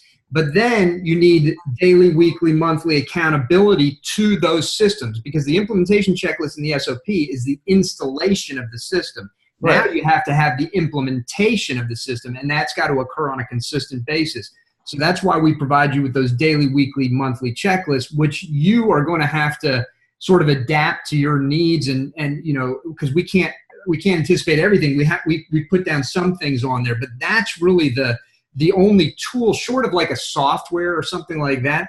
That's about the only tool that we can provide right now that I know of. We'll certainly try and noodle through better solutions, but that's the key, is that daily, weekly, monthly implementation checklist. Okay. Yeah. Awesome. Right. Thank you. Thanks, Aaron. Thanks, everybody. Yeah, good questions, Jonas. Thank you. All right, let's keep moving here. We got to get to Keith had to bail. Aaron Lindauer, let's talk to you real quick. Let us know how I think everybody on here knows you, but just in case, just give them a quick rundown on your business, and then let us know any questions or things we can help you with. Definitely. And we're Transformation Fitness and Wellness. We're out at Indianapolis, Indiana, and we run a small group training facility. We still do a few one-on-one sessions. We evolved from completely one-on-one and made the switch about, I want to say 4 years ago, to team training or small groups. So we do 2 to 10 people in a group. And right now we've got about 120 clients. And basically things are going good. Got a guy leaving our staff. So when we were talking about the hiring stuff, I think it's just an ongoing process for all of us. We always have a post out, and it was just a matter this time of going back through all the leads that we had collected of applicants, and it's just a matter of re-interviewing and bringing them in. But I think as people, or as fitness business owners, we just always have to be ready to hire. Part of it. For me personally, finally nailed our charity. So I really wanted to work with a specific charity, and I know I'm probably the slowest person involved in this program, but and again, like anybody else, I want it perfect. So needless to say, partnering with Riley Children's Foundation, which is actually the hospital that cared for our son when he was in the NIC unit. So I have a very personal story that goes along with it. Putting the stuff together now to launch it is going to be pretty easy. They actually even asked us to do a promotional video for this organization. So we'll actually have their professional team put this together, which was kind of a win, because I'm sitting here in my head going, cool, that was great for us personally, but a win from the business side. And it's pretty cool. If we hit our goal of $10,000 raised, they're going to give us a wagon where Leo's name will get to be on the wagon. So they do like this whole wagon release party for kids in the hospital. They put them in these radio flyer wagons and wheel or pull them around the hospital. So it'd be cool. That's awesome. In his honor. Yeah. That is awesome. Yeah, it's just deeply personal. And so again, why I was so slow about getting this done, but I knew I wanted to partner with this charity. It's just, they're huge. And so anyways, finally got that going. We're going to get this launched so we can get the check-ins going. Let's see here. I think that was everything as far as that. Oh, and they asked us to do lunch and learns, and we're going to potentially start a corporate with them. So corporates take a good dating to get. So they've talked about it. I don't have any signed contracts. So I'm very excited, because if we could add one more corporate wellness program, that's all we need right now. I'm not worried about. Yeah. So So good things came from that meeting with them. My specific questions that I have for the group is, out of their free reports, what has pulled better as far as lead generation? So was it nutrition? Was it restaurant guide? Was it crystal ball? Am I missing one? Is there one that specifically has worked better for the group? We don't have the restaurant guide is from Coach Catalyst. Is from okay. I just saw that on people, so I was like, yeah, no, but they apparently that's going really well for the folks that have been using it. And the guys from Coach Catalyst are in the group, so you can ask them questions if you want, or reach out to them independently. Okay. Otherwise, the only anecdotal stuff I've heard is that Crystal Ball was working well for some folks. I don't know about whether others are using the Starling Facts report or not. And there's a couple others, but I don't know. You guys got any feedback? Any of you using them for lead gen? I'm using the Starling Facts emails, and I haven't gotten one bite from it yet. So from the emails, yeah. Okay. I don't know what the thing is. What about Crystal Ball too? I haven't gotten any kind of feedback on that one or responses on that one either. And you put it on Facebook? I ran it to my list. Okay, but you have it specifically. You do the Facebook stuff. You just said, right? I do Facebook stuff, but I just ran it instead of putting money on it. I just ran it to my email list, and I never really got much response from it. Okay. But every new member goes on the Starling Facts. Everybody who doesn't sign to my gym goes on the Starling Facts campaign. But I don't know if it's just delivery problems or what, or I guess just to clarify, I'm specifically wanting to generate 500 new leads by the end of the year was a goal that I set. And so I'm trying to look at different strategies and I just initially have thought, okay, let's put a couple free reports out on Facebook, see if I can get some opt-ins. Then I want to nurture them myself. I just was curious if anybody had put them out to create new leads, basically.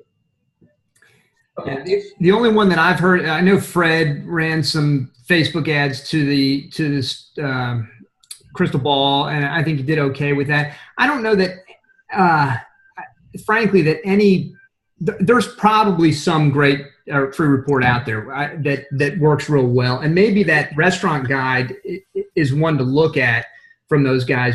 But my thought is on this is that lead magnets, although they can work very well, it's tricky in the fitness industry because it's like there's so much great free information readily available throughout on the internet. It's like, it's hard to come up with something to put in a free report that's so compelling that people are going to give you, are going to opt in for it. You can do it. It can be done without a doubt, but it's difficult. It's challenging. And that is one of the reasons why we've launched the Smart Start Get Fit Your Town program, Aaron, which I think you ought to take a very serious look at, because that's going to be the solution for lead generation going forward. Okay. The restaurant guides have done really well from the people that have used them, like Eric was saying. I know it did really well for me when I did one over the holiday, like a holiday restaurant guide. That one worked really, really well last year. Another one that has worked well for me is, I call it my fat loss GPS, because that one worked really effectively. And there's a lot of information in it too. It was like a 51-page ebook. Mm-hmm. But the fat loss GPS was just an attractive name that worked really, really well. And it gave them a lot of information too. I gave them, like guidelines on how to get fit, actually sample meal plans and everything, and took it from several different levels too with them, from beginner through advanced trainees. And it worked really well. It took a little bit of effort. I could probably put the PDF up there and let people see it if they wanted to, Eric. It's up to you and Aaron. It's up to you, Rick. You're always just so generous with your stuff. If you want to put it up there and put a link that people can use to buy it from you, fine. Or however you want to do it. I don't sell it. And to give you an idea, Aaron, We had a lead generation contest in another mastermind, and that is what I used, and it won that contest. Okay, awesome. But I think the key isn't as much it, and I can actually, what I'll do is I'll put the link to the opt-in page. Okay. That might even be better, so people can see what the whole funnel looked like, Eric. I think that would be freaking awesome. Yeah, thank you, Rick. That'd be good. Yeah, no, thank you. I just had one other. I don't want to take up a ton of time. Yeah, no, go ahead, Aaron. So this question is kind of messing with my head more than anything, and I pretty much know the answer, but obviously this is a group I trust. And so we have in our city a WNBA group, team that does very well. And one of the players has retired. She's actually from our city. And long story short, she's opening up Orange Theories like it's nobody's business. And they're actually going to put one downtown Indianapolis. I don't know the exact location yet. Part of me says, don't worry about it. Keep doing what you're doing. It's not going to affect your business. But we said that about the brand new fancy YMCA, and it has affected our business. So I'm just probably more head trash around this. Again, it's an Orange Theory. It's not what we do. Yeah, but they are popular. There's no doubt. How close is it to you? So in the downtown, I mean, we're literally not even a mile from our downtown. And so she's going to be somewhere in this density. So, which is a very high density. I mean, our city is 14th largest in the nation. So there's a lot of people to help. But I just am, I don't know. I want to make sure that we're solid, and I know we're solid, but it's that low hanging fruit that we would typically have that keeps going to your big fancy YMCA, or because it's cheaper, or they'll do our program for 6 months, get great results. I mean, they'll do a great job. And I know I need to not worry about this because people are going to come, people are going to go. In 10 years of being in business, we've seen everything come and go. So I'm just frustrated more than anything. There's an Orange Theory that opened up about less than 2 miles away from my place. I don't think it's really affecting my business at all, but what you got to be concerned about is their marketing is really good. I mean, you have to opt out. I mean, they will call you every day, which is amazing. Like, that's what I'm trying to create, that same thing, because they're really going after the sale. And if you're not going after the sale, and the tough thing is, so not only did she purchase a $500,000 franchise, but on the flip side, she's a WNBA player, retired. She's from Indianapolis. She's getting press every day on our news stations. She's doing the right things. Yeah. She's doing something that you're not. So exactly. Yeah. So what are you gonna do if somebody calls and say, hey, what makes you better than Orange Theory or whatever it is? What is your point that's gonna make them come in and see you? I think that's one of the things you probably need to focus in on. What separates you from the rest? We just had a Coco Fit Club. Do y'all guys have those over there? Look at it. It's basically curves with Atari. It's basically what it is. So I don't. Orange Theory hasn't come out by us yet, but this is where it makes me hungry. It makes me hungry to go out and put certain things out there and differentiate yourselves from the rest of them. So I think that's what you focus in on. What is going to separate you from there, and having that posture. I'm sure Eric and the guys will say the same thing. Your posture about what you have to offer differentiates everybody else. And this is where you really dig into what Eric and Aaron are trying to get you to do with the referral part, because your folks that's already in are going to be the best ones to maintain and bring the folks in and keep them, ward them off from going to Orange Theory. Yeah, right on. I would love to hear your answer to that question, Aaron, because that is going to be what's going to differentiate you. Well, we don't just do cardio. All of our trainers are degreed and certified. But see, things like that people don't care about. So what yours should be is something to this effect, is you turn around by asking them a question. So when people go to Orange Theory and Planet Fitness and they go there and they're paying their membership and they never really get results and they finally get frustrated and they keep paying their bill. Well, what we do is we help those people finally reach their fitness goals by, and then you tell them what you do. Now, then you say, is that what you're looking for? now you've opened up the conversation. Right, because I never want to put down. I mean, I firmly believe, everybody's in business. I don't want to put them down. Even the guys down the street that I think do a horrible job training clients and not. You don't mention them by name, exactly. But you have to explain, and I agree with that 110%, but you have to explain why those people aren't getting their results and what you're doing that's different to make sure that doesn't happen. Right. What is the price point? Does anybody know what Orange Theory costs? I don't even know monthly. It's like, isn't it another $10, $9.95 a month membership? No, I think it's a 200 minimum, but I think they got one by mine. It's doing like 8 workouts for $100 or something like that. Oh, isn't it? Okay. Yeah. I'll have to research that. I didn't know. Anyways, sorry. I don't want to.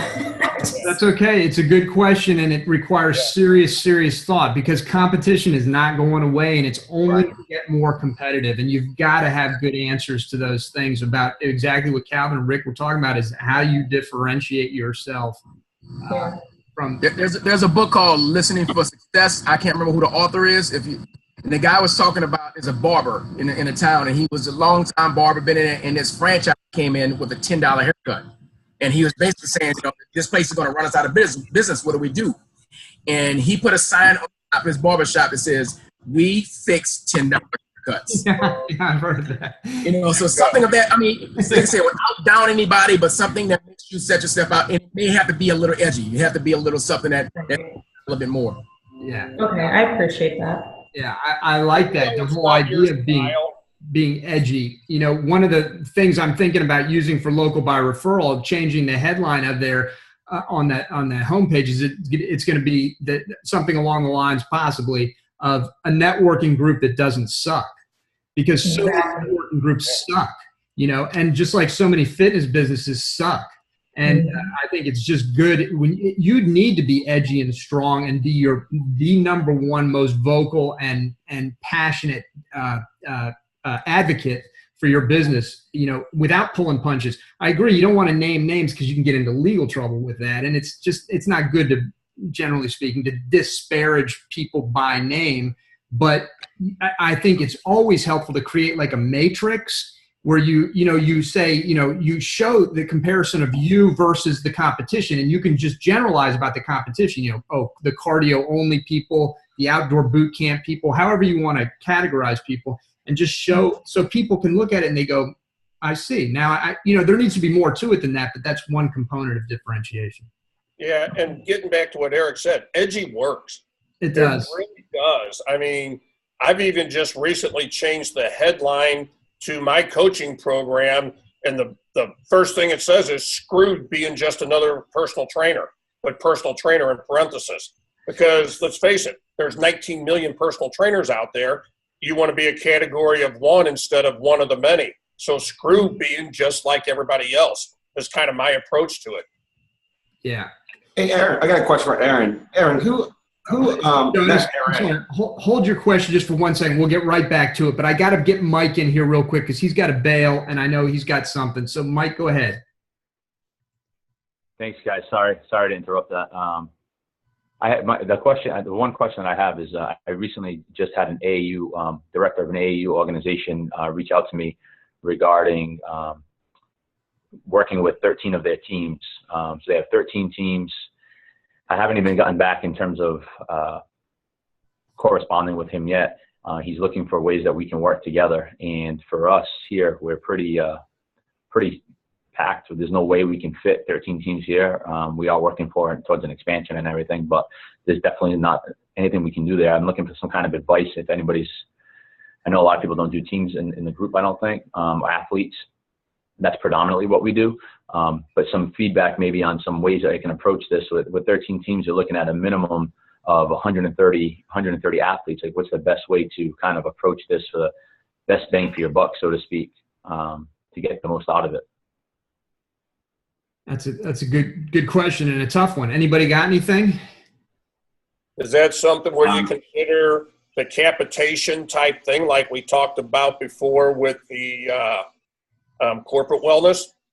Yeah, I honestly don't. We cannot fit. We could probably fit another maybe 20 people tops in our even in our regular training hours that we have from from 3 o'clock until 9 o'clock at night.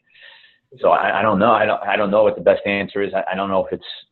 I hate to send a coach to the facility, to their place. I've been thinking about that. I don't know if it's do we just try and fill those other 20 spots with 20 people from that organization, or do we try to really create a partnership with this organization that we really are able to work with every athlete that they have, and including open up doors for working with their adults as well, their parents. Well, let me just jump in real quick. So one of the things you mentioned that you haven't gotten back to him yet? Right, I haven't. Okay. I just got the email today, actually, so I was like, oh, it's perfect. Okay. All right, good. So I would get back to him and, obviously, hey, thank you for reaching out to us, blah, blah, blah. And then ask him a few questions. Will all these athletes be working out at the same time, that kind of thing? And just try and get a sense of what he's looking for, or did he already outline that in the email? No, so that's the thing. He didn't really, wasn't specific in terms of, he said he wants to, looking for to partner with a strength and conditioning facility like ours. Wanted to know, like, how do we do it? How do we do it with other teams? So my original thought was that I was going to try to get on the phone with this guy right away and have the conversation, like, what exactly is he looking for? Because then once he tells me kind of what he's looking for, it'll give me a little bit more of an idea of kind of how do we approach it. But I'm just looking for a way to kind of capitalize on all these. I mean, that's 100, like I said, that's a minimum of 130 kids to capitalize on it the best that we can. Yeah, I hear you. Let me ask real quick, Mike. You had talked once before about potential expansion. Yep. This might be, a launch pad for something like that, if that's, anytime in your near future. Yeah, no, I mean, I just don't know, like, if the earliest that we could possibly even expand would be January from a structural standpoint here. But then that's when all the build out and everything would start to have to happen. So, I mean, it's still, by the time that's done, I mean, who knows, it could be February or what, and even maybe longer than that before we're actually able to be up and running with it. And I know I thought about that, and it would be like, man, this would be a perfect case scenario. So then I was thinking in my head, like, oh, maybe we can come up with something that for the first 6 months of the partnership, we're doing this, and then we transfer it over into the expansion, because it would literally fill. If this came about at the right time, we had all these teams with the expansion, it would literally completely fill us up again and be ready for almost like another expansion if it went according to how I can see it, how I could foresee it going. And this might just be a topic of conversation of, negotiation, right? I'm willing to open up my second location. We'll have it dedicated to the teams. Can we get a commitment? Something along those lines that gives you an impetus and justification for making that leap. There's huge money in sports, dude. They just may do it. So you're under the impression, but tell me if I'm wrong. You're under the impression that they want to put all 130 athletes potentially into your facility. Do you know maybe that they have a facility and they want you guys to come in and train them in their location? Yeah, right. We don't. I don't have I think they're almost. I think from the sound of the email, said I got 13 teams I would want to get involved with the strength and conditioning and all that stuff. He wanted to know how we work it with other teams. He knows that I'm the strength coach of a local NECBL team, which is a high-level college team that comes to guys from across the country that come and play in the summer. So he knows some of those things. So I think he's kind of almost looking like, because to me it sounds like they don't really know either how to make it work. Like they don't, from the gist of the email I got, that they're like, we got this many teams, we want to do something for all these guys. Like, how do we make it work? Like, what are your suggestions? What do we do? That's kind of the gist I got from it. Thinking that we would be the ones to be able to give them a better answer because we work with other teams. Yeah. Well, I think that the next step is to get as much information as you can without having to give away too much, because you obviously don't want to be in a position where you have to say, well, we really can't handle 130, athletes at the same time. But, you've got to be honest. If that comes up, you obviously have to tell the truth. But so I would come up with a list of key questions, 4 or 5, and either get on the phone or just shoot them an email with those questions so you have more information, and then you can give him better information as a result. Yeah. I mean, that's step number 1. But if it comes down to that 130 athletes in one location and you can't fit them, the only thing I can think of is you got to find another location, not necessarily that you buy or expand into, but maybe something that is just a big open space that you can utilize and bring in some of your, I don't know, you're the expert on, I'm not sure what's viable with training athletes, what all you need. I would imagine you need a lot of stuff. Yeah, that's a tricky one. But it also might be, Mike, that he they're all going to be coming at different times. And there might be that element, or they might have their own place where you could train them. Mm-hmm. Yeah. Until you get more. All right. Yeah. That makes sense. I mean, it's kind of what I was thinking too. I know I need to get more information from him, but I was wondering if anybody in the group possibly had that experience before, and maybe how they approached it. Was it a success, not a success? Some key things to kind of think about in terms of, because if we're going to go off site to do the training, that's a completely different. That's going to be some different calculating in terms of costs. Right. What is it going to be? I'm sure they have at least a place where they practice, where we can go and do some like a speed and agility type stuff with them, a lot of movement type stuff with the younger athletes, and get the older athletes into the facility. We're actually going to be doing a lot more of the strength stuff. But it's a matter of determining if that's the case, the financial piece of it too, going about the rate, what is it going to cost? What's the investment really, right? Yeah. All right.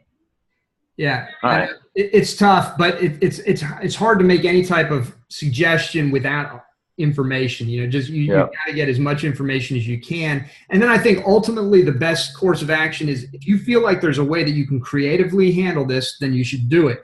But if you feel like it's just completely out, then you should give him the best damn referral you can give him, to the best resource you know of, even if it's your number one competitor, because you'll make a friend in him as a result. And there's value there for sure.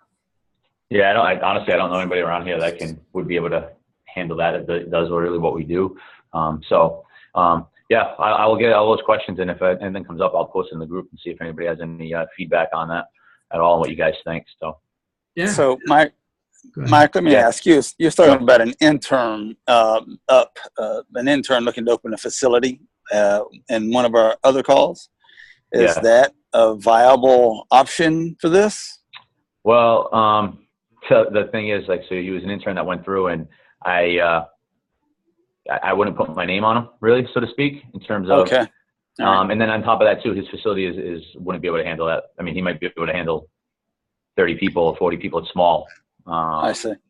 But so I mean, that's I don't know. I'll get more information though, and I'll post in the group. I'm gonna reach back out to him tonight.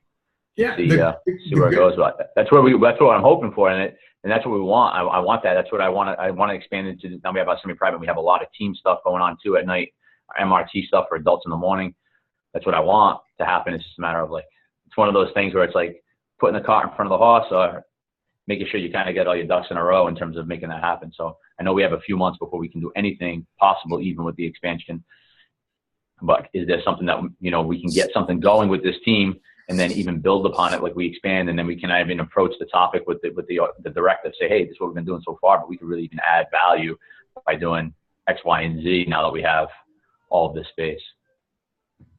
Yeah. And so one of the good things that you just said, one of the good pieces of information that I got there was that you don't know of anybody around you who can handle these 13 teams either.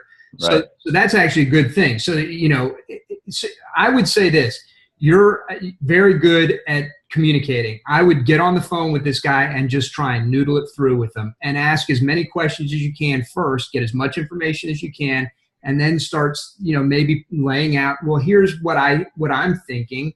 How does this sound to you, type of thing, and just sort of noodle it through. I think that's the best process, because you don't have a perfect solution. He clearly doesn't, or that's why he's reaching out to you. So just work with him and try and figure something out creatively, and I think you will. Yeah, I mean, I was even thinking of some other things too, in terms of if we create a partnership with them for the whole organization, in terms of doing some different charity type stuff to raise funding for them too, so it adds a little bit more value to the whole entire relationship, doing some seminars and stuff like that they can charge entry to and make money, pretty much not only just pay for their training, but maybe even get us on their warm-up suits and all that stuff too, kind of going forward. So I want to kind of make sure I'm bringing not just a training piece. I want to add something else that I know a lot of people, even if there was anybody in a 50-mile radius that's kind of doing this thing, which I'm sure there are in that radius, that we're still adding even more. Like, wow, these guys are willing to do this, this, and this, which is above and beyond just train our guys. So that's beautiful. That's beautiful. Yeah. All right. I like it. And that's why I know you'll find a solution. You'll figure it out. But sometimes you just got to figure things out a little bit on the fly. Yeah. And that's Yeah. All right, guys. Thanks so much. I appreciate it. All right, Mike. Thank you. Take care, guys. All right. See ya. Jonas, let me jump back to you because I cut you off earlier, but you had a question, or you're going to ask Erin a question or give her a comment. So go back to that. Yeah. Regarding the Orange Theory, I mean, like, any idea who does their marketing, and then, or like, because it's really good. I mean, I'm not discrediting anything anybody does here, but they have this, like, I mean, I'm just saying, like, the way, like, I watched them, like, build this thing, open up, and they had like a tent outside with people out there, like, with computers, and they were like signing everybody, people were coming up to the tent. And then, like, I sent one of my workers out there just to go see, and he called, he said he had to literally tell him, stop calling him, like, it was really aggressive, but it was impressive too. Like, and like, sometimes, like, these little franchises come along and their marketing is right on point, man. It's just like, it's like old school style marketing, it's like they're on the phone, they're calling you. And what is, like, any idea who does their marketing, or what system that, like, or methodology is that?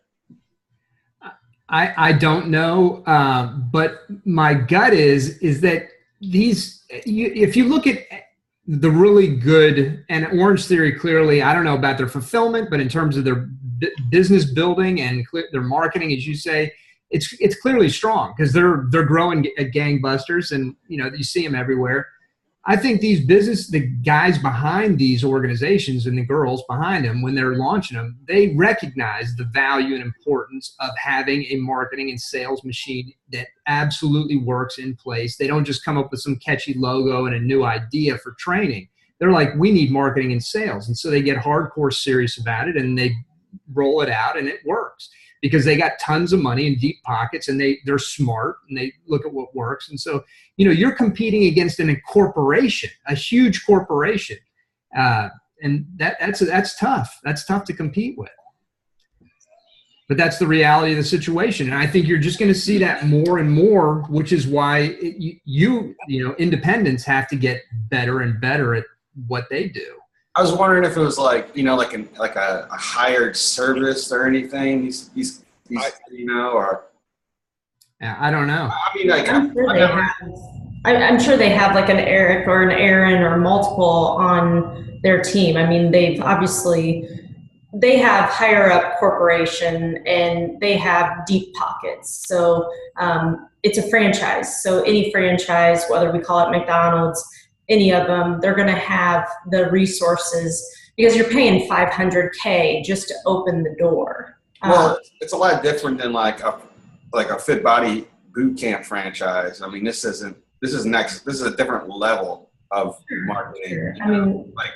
But I mean, I would love to like get this type of marketing in my business as well, because it's, I mean, obviously it works. I mean, I love doing all the little, in-house stuff but I mean, I see these systems roll out, they roll them out, man. They just, it's impressive. And Jonas, I'm sorry, let me just, I did some research on these guys a while back. First of all, they have a dedicated, CMO, that's the chief marketing officer that is at the helm of this thing. He has a dedicated marketing team.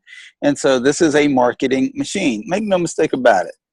This is what they do. They are a media company who offers exercise as their payment for their media company. They're a media company on the front, an exercise company on the back. Make no mistake, all right?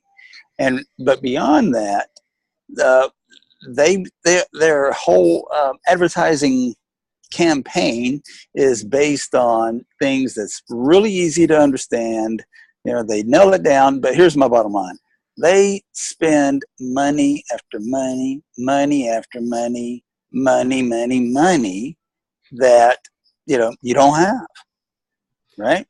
And so, yeah, they can produce a cotton picking Avengers movie, basically budget wise, whereas we're dealing with something much more modest. But and like Eric said, it's the reality of the situation, and so that's what the referral challenge it's about. It's about the developing the relationships around you that can bring you the customers that you need without having to spend that kind of coin. Yeah, because these guys, as Aaron just said, they are marketing machines, and they test out the wazoo. They have all the technology, all the systems, and they got multiple people on this. And it's also a profit center for them because they sell the franchise to the individual, and then they sell marketing to that franchisee. So it's another profit center for them, and it has to be good, or the franchisee is going to bail on them. I would imagine that's probably how Orange Theory does it. It's probably internal. I could be wrong, but it is. Internal. Well, it's internal.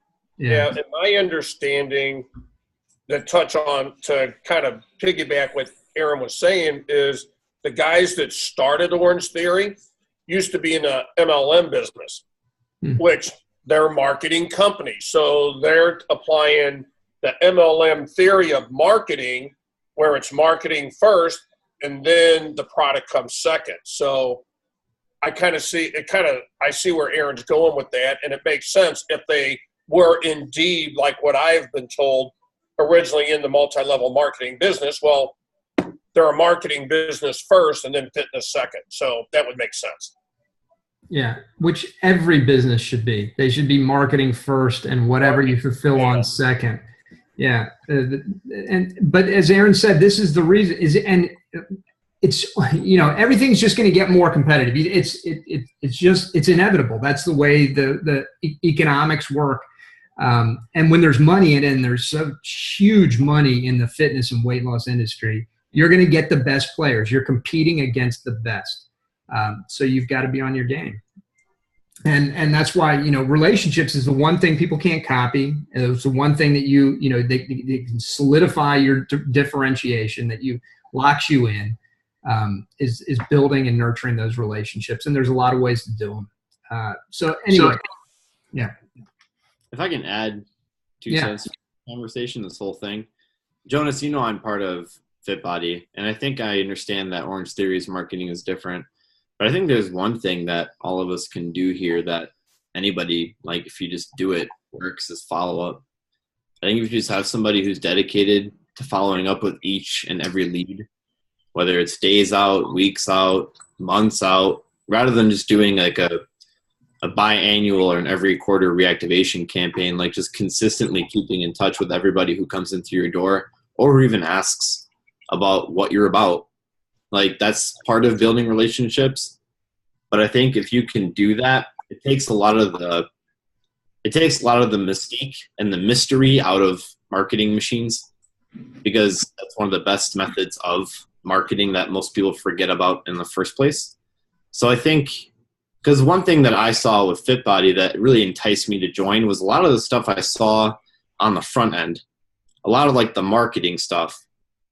My hunch, one of my biggest hunches, that just like with FitBody, Orange Theory probably doesn't have many systems geared toward retention or toward team leadership or training or anything internal for the owner, because they're so focused on their marketing.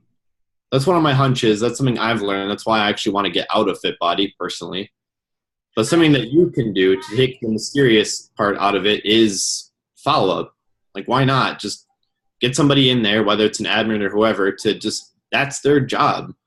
Because it takes a lot of effort to keep up. And a lot of businesses are not going to put the effort in because in their mind, and probably, again, my hunch with other franchises, is that as soon as a lead calls and the conversation's over, then they just view it as, okay, that person didn't buy anything, which whatever.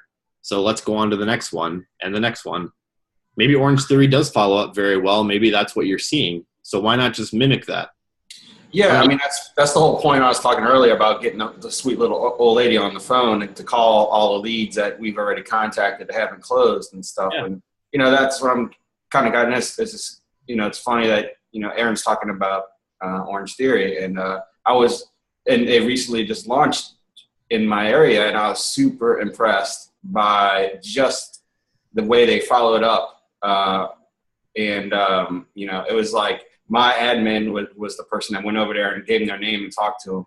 And he literally told me that he had to like tell them, stop calling me, you know, like opt out, like opt me out. You know, they were calling them that much.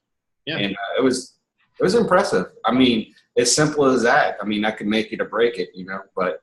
Yeah. But, you know, it's interesting because to Adrian's point and to Rick's point earlier, what I think, and I think Adrian's right about this, I think in terms of their back end, there probably is not much there in terms of retention and leadership and things like that. What they are very good at is the front end marketing, generating the leads, converting the leads. And that's great. But if you can't stick those people, and I think there's probably a decent amount of churn. I can only speak from anecdotal evidence. We had a friend who was a member of Orange Theory and she bailed on them. So I don't know, but I would imagine that the churn is reasonable. Maybe I'm wrong, but this goes to what Rick was saying earlier about the message of, you know, how, hey, you know, you can be, it's like what Calvin was saying, we fix $10 haircuts. You can be that company that picks up and actually cares for these people, because the more they churn, the more folks are going to be out there in the marketplace who've had that bad experience or just down on them, and that the more folks, your message to those will resonate with those people when you talk about, hey, we help you if you've been burned by Orange Theory, that type of thing. So there's a lot of ways to skin this cat, I guess is what I'm getting at. And I don't think you should freak out over these. I think it's good to model them and look at them if you feel like it's good in terms of what they're doing on the front end. But just remember that the long-term retention on the back is where the money's made. And big part of that is relationships. All right. Adrian just walked out. So Lionel's not here either. There's the last two. So, Lionel's here. Good. Lionel, you want to share with us what's going on with you and any questions or issues you've got? Man. Okay. Besides feeling like I got 10 million things to get done at the same time and not knowing how to do it all, I'm doing great. Oh man, I gotta tell you, this is if the adage about, you know, I bit up for more than I can chew, I think I definitely did that. But I'm chewing as hard as I can, and I'm, you know, trying to get that down, right? I try to swallow that elephant all in one bite, and I'm realizing that it may not have been the smartest thing, but this has been awesome because it's really forcing me out of my comfort zone. It's really forcing me to do things that I need to do to grow the way that I want to grow. So one of the things now is getting an admin in place, which has been part of the process. And I wanted to ask Mike, but I know he's already off, you know, about his whole admin, you know, in place thing, whether or not, you know, he's got that down. If you could share that with us. I think it's going to be about 30 days, Lionel. Yeah. Okay. All right. So I got to figure this out on my own. Okay. Yeah. And so kind of getting them up to speed and trying to, you know, learn how to put all this stuff together. What I'm realizing, a lot of these things that you guys, I'm learning here, and of course with, you know, your program, Rick, and, you know, with the supplements and the nutrition and all this, trying to implement it all. Yes, it all fits together, but there's still a lot of learning curve in terms of getting everything working, you know. And I'm trying to figure out what's the best and the fastest. It's been really kind of where I've been pulling my hair. So I've made a decision to, okay, I guess focus on getting one piece of one done, then one piece of the other done, and then one piece of the other done, and then go back and kind of, you know, continue on that cycle. And so I've gotten the referral challenge. I mean, the Facebook check-in portion of it done, because I partnered up with a small charity, nothing major, nothing big like everybody has, you know, but it really is a small charity, and I believe in what they're doing. So that's, you know, the number one reason why I did that.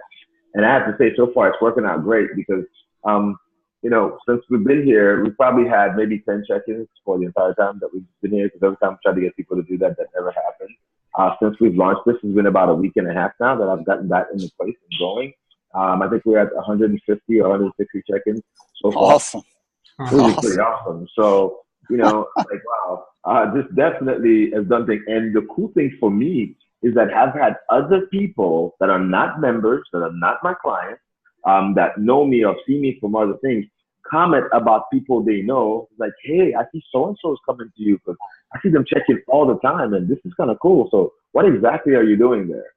And awesome. that's been awesome. I think that's been really great because I'm starting to realize now that, okay, this thing can be really, really powerful. So that's exciting for me to see. The next thing I'm working on here is I'm getting the Smart Start portion done. So I got my admin to kind of do all the other, final part of the work, and I have to go do my my video, my voiceover, and it's gonna be exciting. I don't know if people actually want to hear this raspy voice on the thing, but I figured I have to be the one to do it because getting a pretty voice on the phone wouldn't exactly match when they meet me, right? So.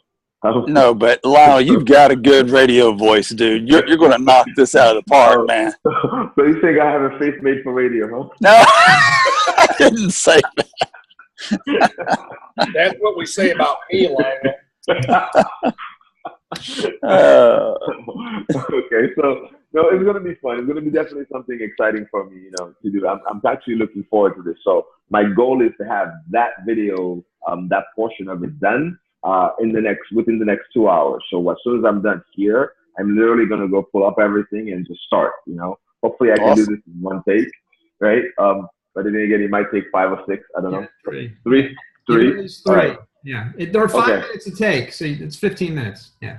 Okay. No, I don't mind how long it takes to get it done. I just would like to see it, happen fairly quickly. So sure. It'll be exciting to see where that goes.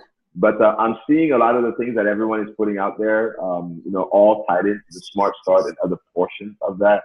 And I'm thinking, wow, this is pretty cool. Like there's the whole the ClickFunnels, landing pages that kind of take everyone through everything. I'm thinking, I don't know if I have all that done. I have to go check and make sure that that's completed. But I'm just excited, man, to get this going. I did get my Get Fit Miami page, created. So that's pretty cool. I got getfitmiami.net and getfitnowmiami.com. So I have both of those, and I'm pointing both of them over to it. So I'm going to try to run different campaigns and everything else through this and see how it works, Excellent. But man, you guys are getting me to do things that are very different. So I'm liking this, And that was something, Eric, that I wanted to point out that what Lionel was just talking about. The other day on our call, we were talking about, a lot of them, Get Fit Miami was going to cost them like $100,000. I was like, go find Get Fit Miami net or getfitmiami.us because you're just using it to redirect to the Facebook page. I think everybody in this group needs to understand that it doesn't have to be Get Fit Miami or getfitwhatevertown.com. It's a good point. It's a good point. You just have to make sure that you emphasize that whenever you share the URL. I would like if you're doing a voiceover, you'd say just go to getfitmiami.net, and remember that's .net. Just because people's instant default is .com. Yeah, because I found that out with the whole Get Fit America. We ended up getfitamerica.us. Oh, nice. Instead of paying $100,000 for .com. Yeah. Yeah, good. So well, it's good that you're being pushed and challenged. I know you recognize that. I mean, that's the way to grow, and you're getting stuff done moving forward, Lionel, and that's outstanding. That's outstanding. Are there any particular issues that you're running into, problem areas? Well, I guess all the problem areas, I would call them, are really having centered around actually grasping everything and putting it into place. So I can't say that I'm actually running into problem areas yet. It's just really a question of absorbing everything, making sense of it and then running with it. So I'm doing that as best as I can. And, it's kind of, I'm like the one-legged man in the butt kicking contest right now. So, I'm really busy. I'm moving a lot, you know what I mean? And so that's probably what makes this a little bit more challenging than most. I know some of you guys here, you have teams of people working with you. You have other coaches that can be on the floor doing things, whatever. Right now, there's me and me and me. So, it makes it a little bit more difficult to do things. Like I said, admin is great, but she's brand new. She has no clue about what's going on. So it's trying to learn, trying to make sure that I help explain what I have in place without sounding like a, complete nut job, right? Because, my systems aren't like fully systematized. There's some of them that are kind of there, but there's still a bunch of holes that need to be plugged in. So obviously having her on helping with that. And trying to figure out how to bring other people in to help me with the coaching portion and other portions. So it's definitely challenging in that sense. But I mean, again, I'm up for it, man, because I want to grow this thing ridiculously bad. I mean, I want to get to 150. I'm a small. And my goal is to have 150 clients by the end of the year. So, you know, this is my opportunity to really take this thing into high gear and make it happen. And I'm looking forward to that. Yeah. I hear you. And, you know, just keep in mind that everybody in this group started where you started. And so there's a lot of knowledge, a lot of expertise, a lot of people who are willing to help. So, you know, you just let us know and lean on us and ask questions, and you'll get good support, because we're all pulling for you. And it sounds like you got lots of energy and you're excited. Hey, let me ask you, Lionel, do you know David Girton? David Girton? Does that name ring a bell? The name sounds familiar. I can't picture the face though. He's in our group. Great guy. I just thought maybe you knew him.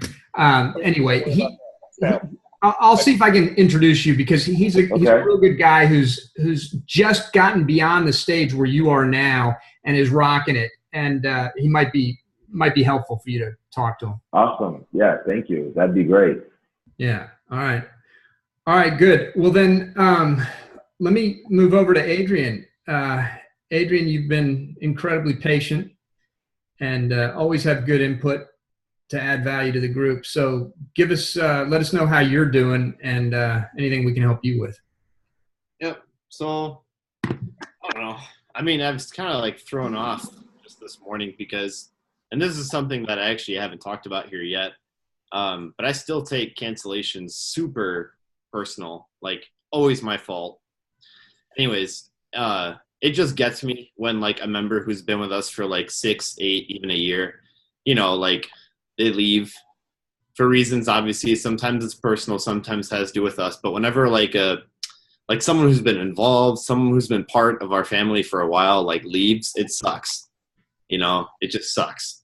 So my morning was kind of like, well, up until this point, kind of thrown off because of that, because I guess I get into this negative spiral of thinking like, all right, F&A, like all these things I try and do to keep people here and like keep them happy, like doesn't work, you know. It gets me. Like, so if somebody like who's on like here for like a month or something leaves, like that's something for me. But when somebody who like this client, like she was super involved in like almost everything, when they leave, then it's like, all right. So, but I don't know if I want to make that like the focus of this. I mean, chances are she may come back, because I've had others who have come back even after a year of being gone. So I don't know. And she did mention that some of it was related to her experience at boot camp. Others were related to her personal experience. So it goes both ways, as always. I asked her a lot about what we can do better. I got some feedback from her, which is actually really useful. And one of it I want to talk about here on this call. The other part of it she didn't want to go into is a lot of personal stuff going on. So I'm not sure. It was her and her husband that were together, like doing boot camp. He stopped attending. So I don't know. I hope that she's okay. But anyways, that's where I was at. And then something that actually pulled me out of it was Aaron's concern about the Orange Theory. That actually like brought me back into my normal state of like, hey, how can I help people? You know, like what can I do? Because I get it. Because there's one moving close to me too. It's like 7 minutes away. It's opening up. But I was actually telling Aaron this on the chat. Her and I have just been talking. Like I've been competing with like myself in this other fit body for the past like year and a half. So it's like, I don't care. Like it's an Orange Theory Fitness. I know I'm different than them. I've been trying to compete with like another fit body, and I've been trying to craft my message so differently from that. So it's like whatever comes my way now, I'm like, okay, all right, I know how I'm different than them. Okay, I can do this. You know? So to me, it's like, I don't know. I hope none of you have to have that experience of what I've been through, but if you do, it's pretty good. It sucks, but it's good. It's trial by fire. Yeah. Yep. Makes you stronger. No, there's no doubt. But just a quick comment on customers will come and they will go. And I think, you have to come to terms with that.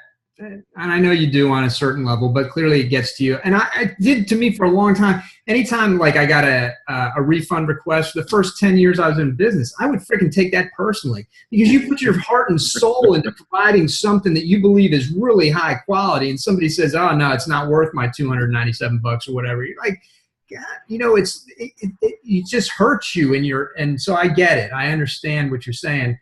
But you also got to remember that it's not really about you. And, oftentimes, if your product sucks, it is about you. But if it doesn't, it's probably not about you.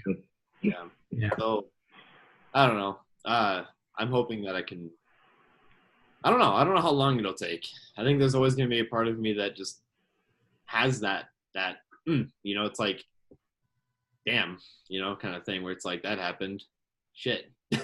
I think that's a good thing. It's because you care. You care deeply, and I think Yep. good thing. Yeah. I was just gonna say that, the reason why I take it like that is because you care. So when somebody, says something about what you put your heart and soul into, it's definitely gonna cut, I mean, there's kind of no way to avoid that. But one thing you did say on here is that you got some feedback from her that you thought was extremely valuable and that could help you. That's the positive thing to look from it, look at that and utilize that to be able to help you grow. So I try to do that now because, I mean, again, see, you guys are big and you have all these things happening and you're freaking out. So imagine me, right? With, at the beginning of the year, just kind of put things in perspective from all you guys, okay? Because I'm here some of the numbers, and now you guys probably got a few hundred members and all those kind of things. I started the year with 9 members. Yeah. Yeah. So, that's where I'm coming from, right? So, I mean, going from 9 to 8 is a big deal.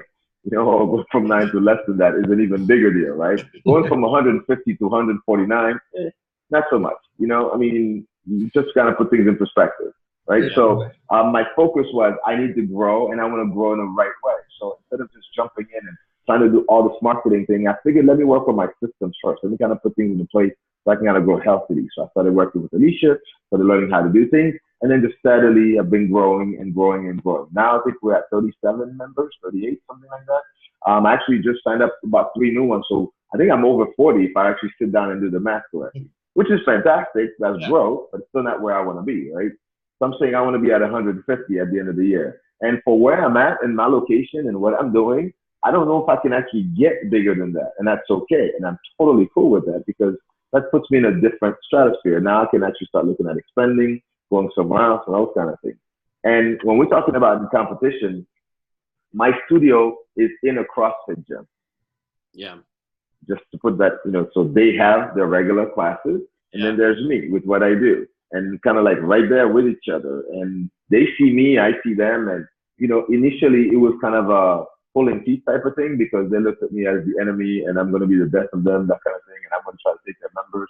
But they've come to sense to realize that I'm actually an asset to the gym because I provide something that they don't. And so if their members aren't happy with certain things, they can literally step over onto my side, work with me. They're still their members. They don't lose anything, but they get an additional added value benefit, basically, is what it's come to. So I think over the next few months, we're going to be able to work on a more synergistic type of way where they'll start including me in what they're doing, which would be awesome for both of us because then I get to bring in more clients and they'll get to keep more clients and those kind of things. So we'll see where that goes. So that's that. But literally around me, within 1 block of us, there's 5 other gyms.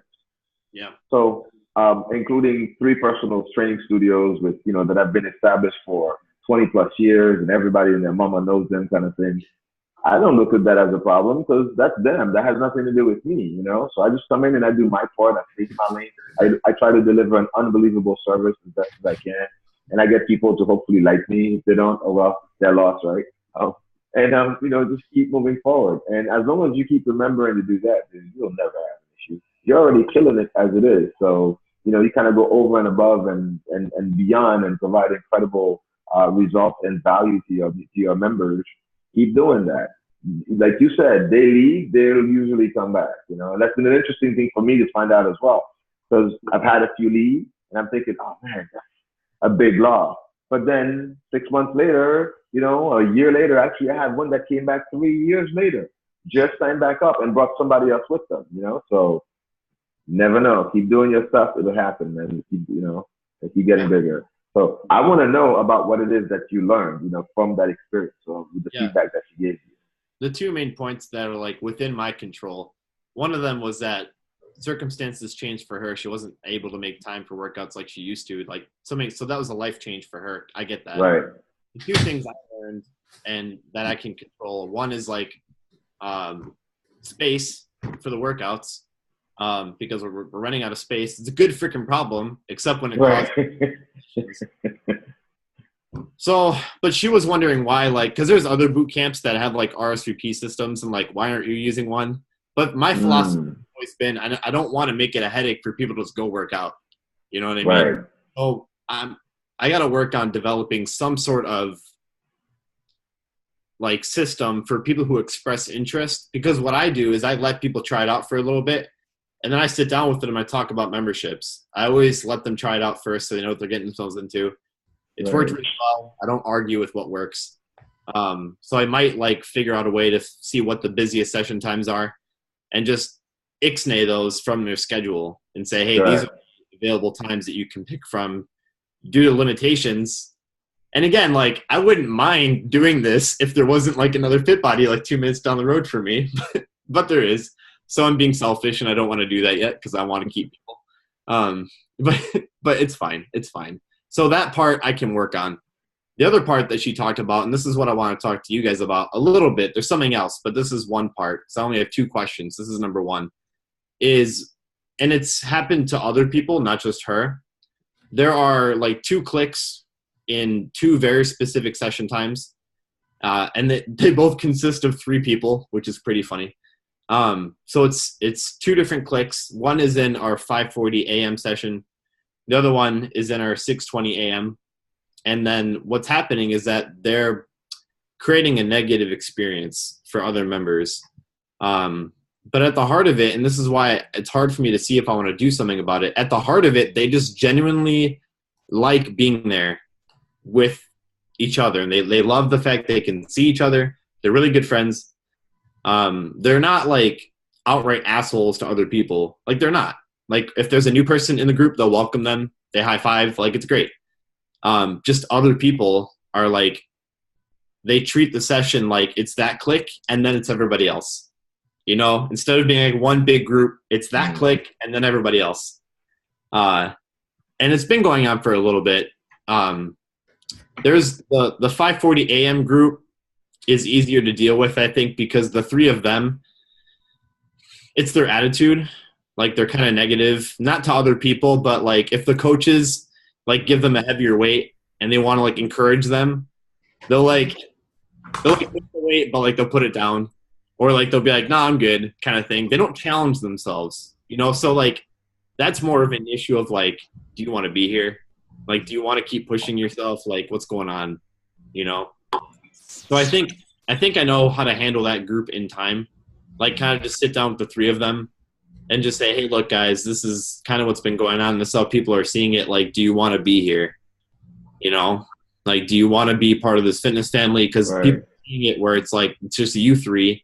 And they see when a coach gives you a heavier weight and you put it down, like, you don't want to be here. Like, they see that, you know. I think I know how to handle that piece. It's just I need to just grow some balls and have that conversation, because they've been with us for like over a year. Like, in the beginning, they were committed, but things have changed and they become less so. It's the other group. This is the tricky one. It's the 6:20 a.m. group. This is the one I'm having a trouble with, because that session in particular has been through a lot. Like, they went through the passing of one of our most like popular members, who was also a fire chief in our area. They went through a lot of people who have like been there, like been really tight with each other and then left.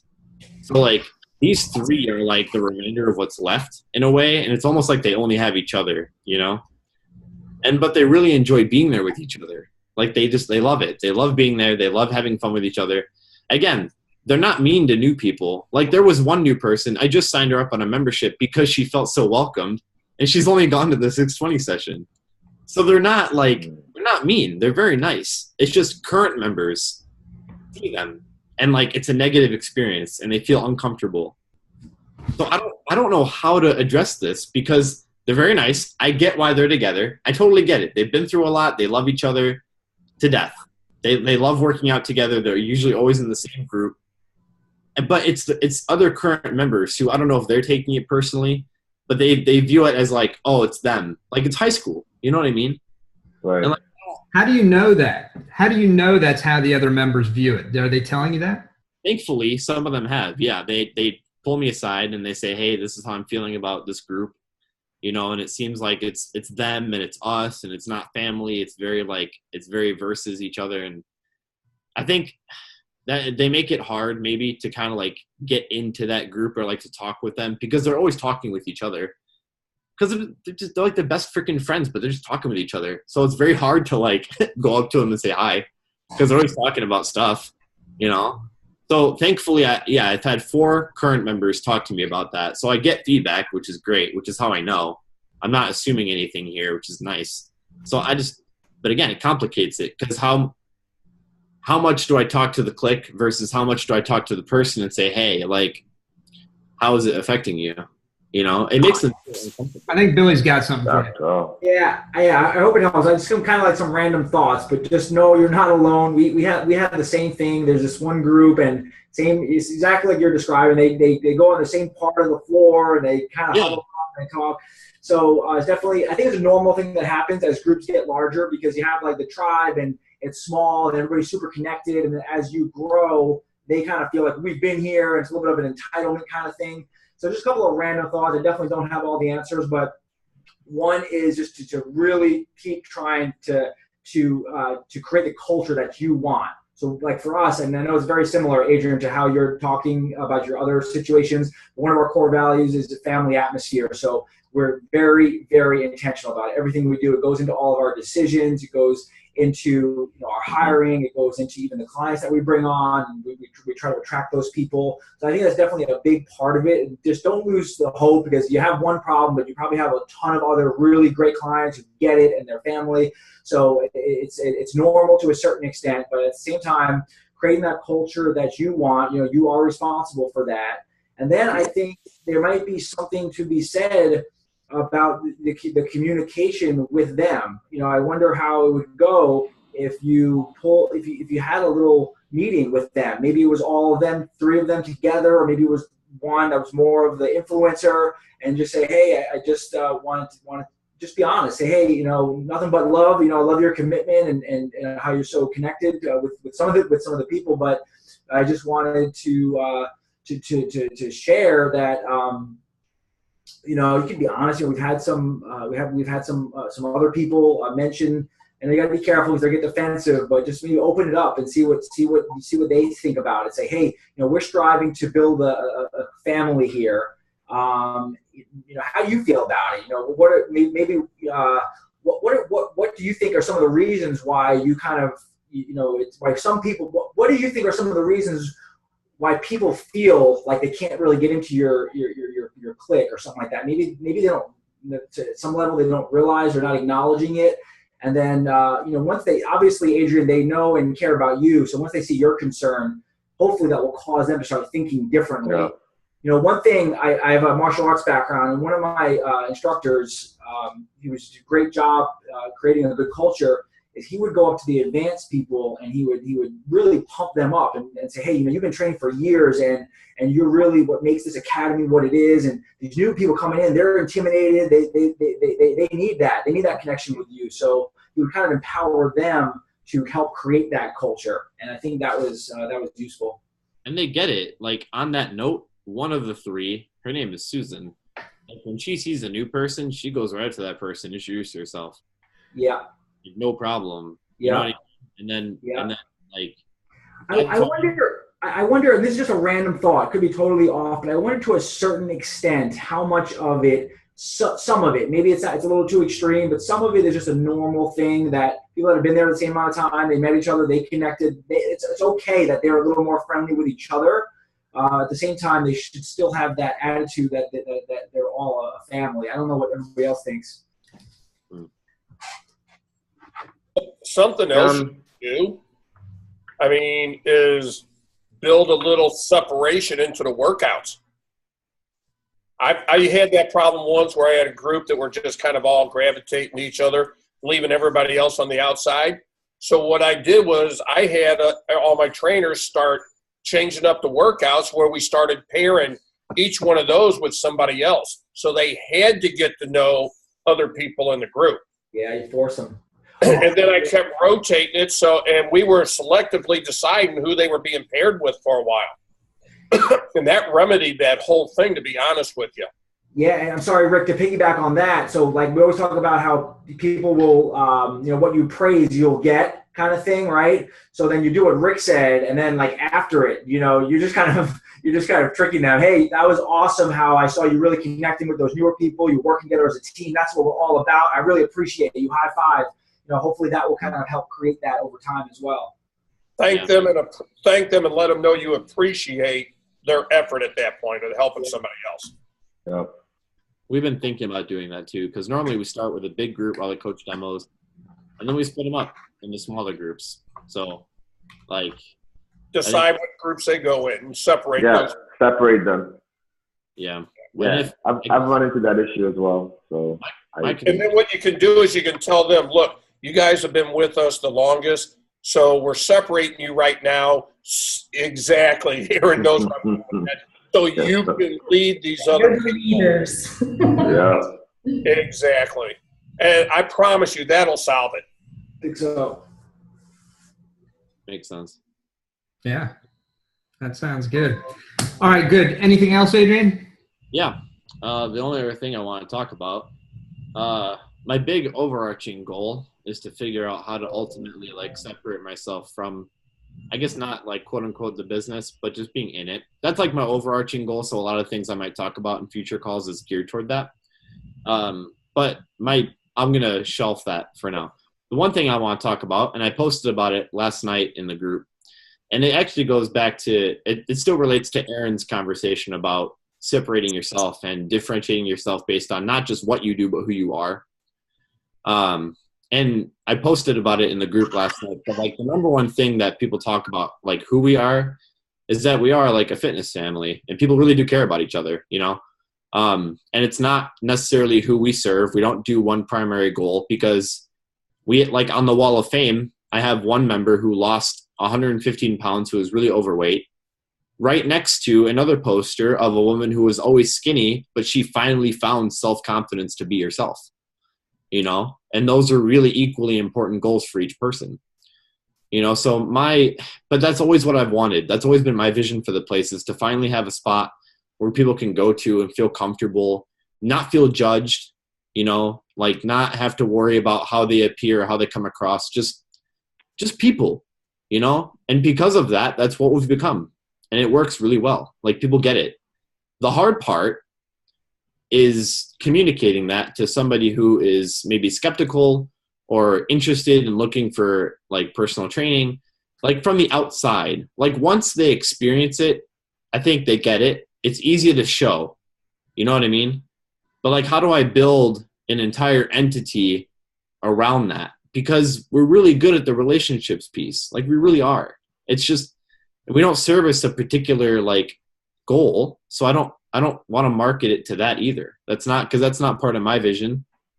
You know, like how do I communicate that to somebody who's skeptical to get them to try it out? Like basically that's my goal. Like I want to become known for that. That's it, you know? But it's hard because it's intangible.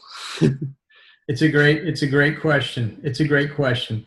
And my answer to you is story. It's tell a good story.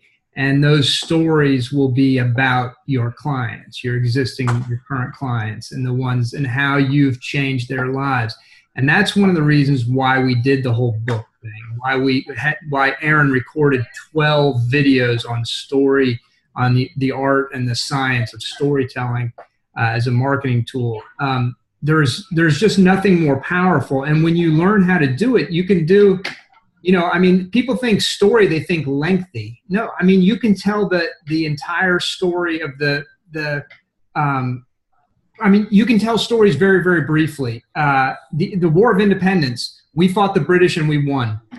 That's a story right there, okay? I mean, it's really that simple. But of course, you want to embellish upon that and make it a little. But it's the stories that will differentiate you, because particularly when you're talking about really intense emotional triggers, we want to make it a strong emotional connection, which is everything, as Aaron always says, then there's no better mechanism to convey that than a story. Yeah. So just consistently That's right. Consistently tell those stories. And that's why, you know, when you're looking at consistent communication with via your emails, your Facebook posts, things like that, in my view, and, you know, I'm trying to get back into writing emails on a regular basis. And I started writing one today. And it's a story. It's a story about how I just joined the gym down the street because we just moved into a new house, and the experience that I had joining the gym. And then, in woven into that, I talk about some other things like the importance of lead flow, and because this is all part of the story, I won't. But the importance of lead flow, and I tell the story about the member of the referral challenge who just got 400 and some leads from her. It's Deanna, who just got 400 some leads for her gym. And then I also worked in something about there's some other, I'm working in anecdotal stuff from our experience within the referral challenge and stuff that you guys give me, you know, information that you give me. And so but it's all a story. Do you follow what I'm saying?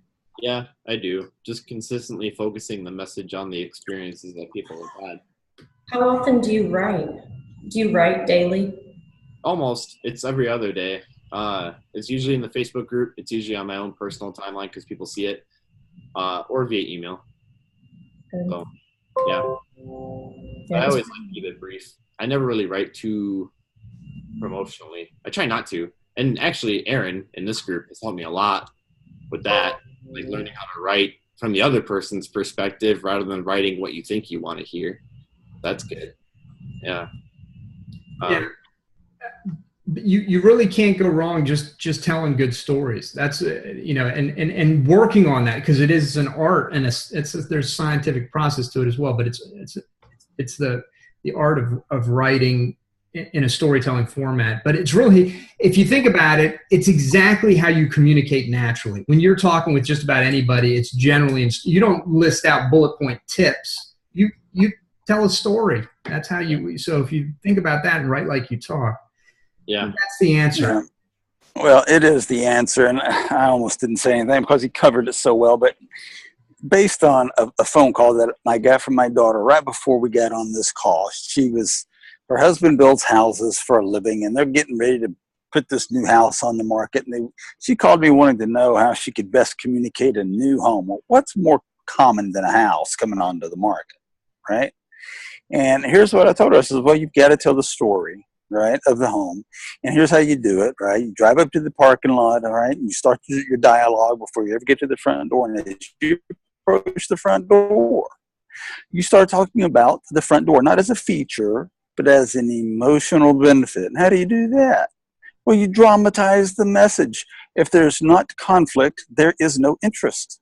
So you have to create conflict in the story to create emotion, which creates, an interest in the story. So you walk up to the front door and you say, you see this front door? This isn't your average front door. This front door is not something you go down but to the Home Depot and buy. This is a security door. You can't break this thing down with a freaking sledgehammer. This is going to protect your family and you'll be able to sleep at night. All right? Something just like that, right? Creates a lot of intention, or what I'm trying to say, intense interest. And so find the drama, which is found in conflict, and tell that story.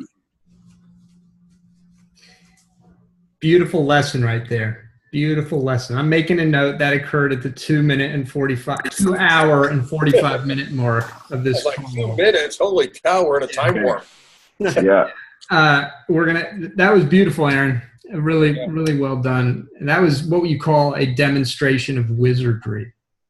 From someone who really knows their shit. Yeah. Awesome. On that note, guys, Rick, I'm sorry. I didn't even get to you, brother, because you're such a part of these calls. It's your turn. And oh, no worries. I'm good. The only thing I've really been working on is, and it was a challenge yesterday, was putting together that whole sales funnel for our groups for the downsell that we were talking about, for the nutrition that goes into the monthly, trying to get Stripe and ClickFunnels to do that was a bit of a challenge. So it took me all day because Stripe doesn't allow you to do anything but free trials. Yeah. And I figured out a way to make it work in ClickFunnels, believe it or not. So it'll work with Stripe, creating that funnel, so we'll be able to have a share link.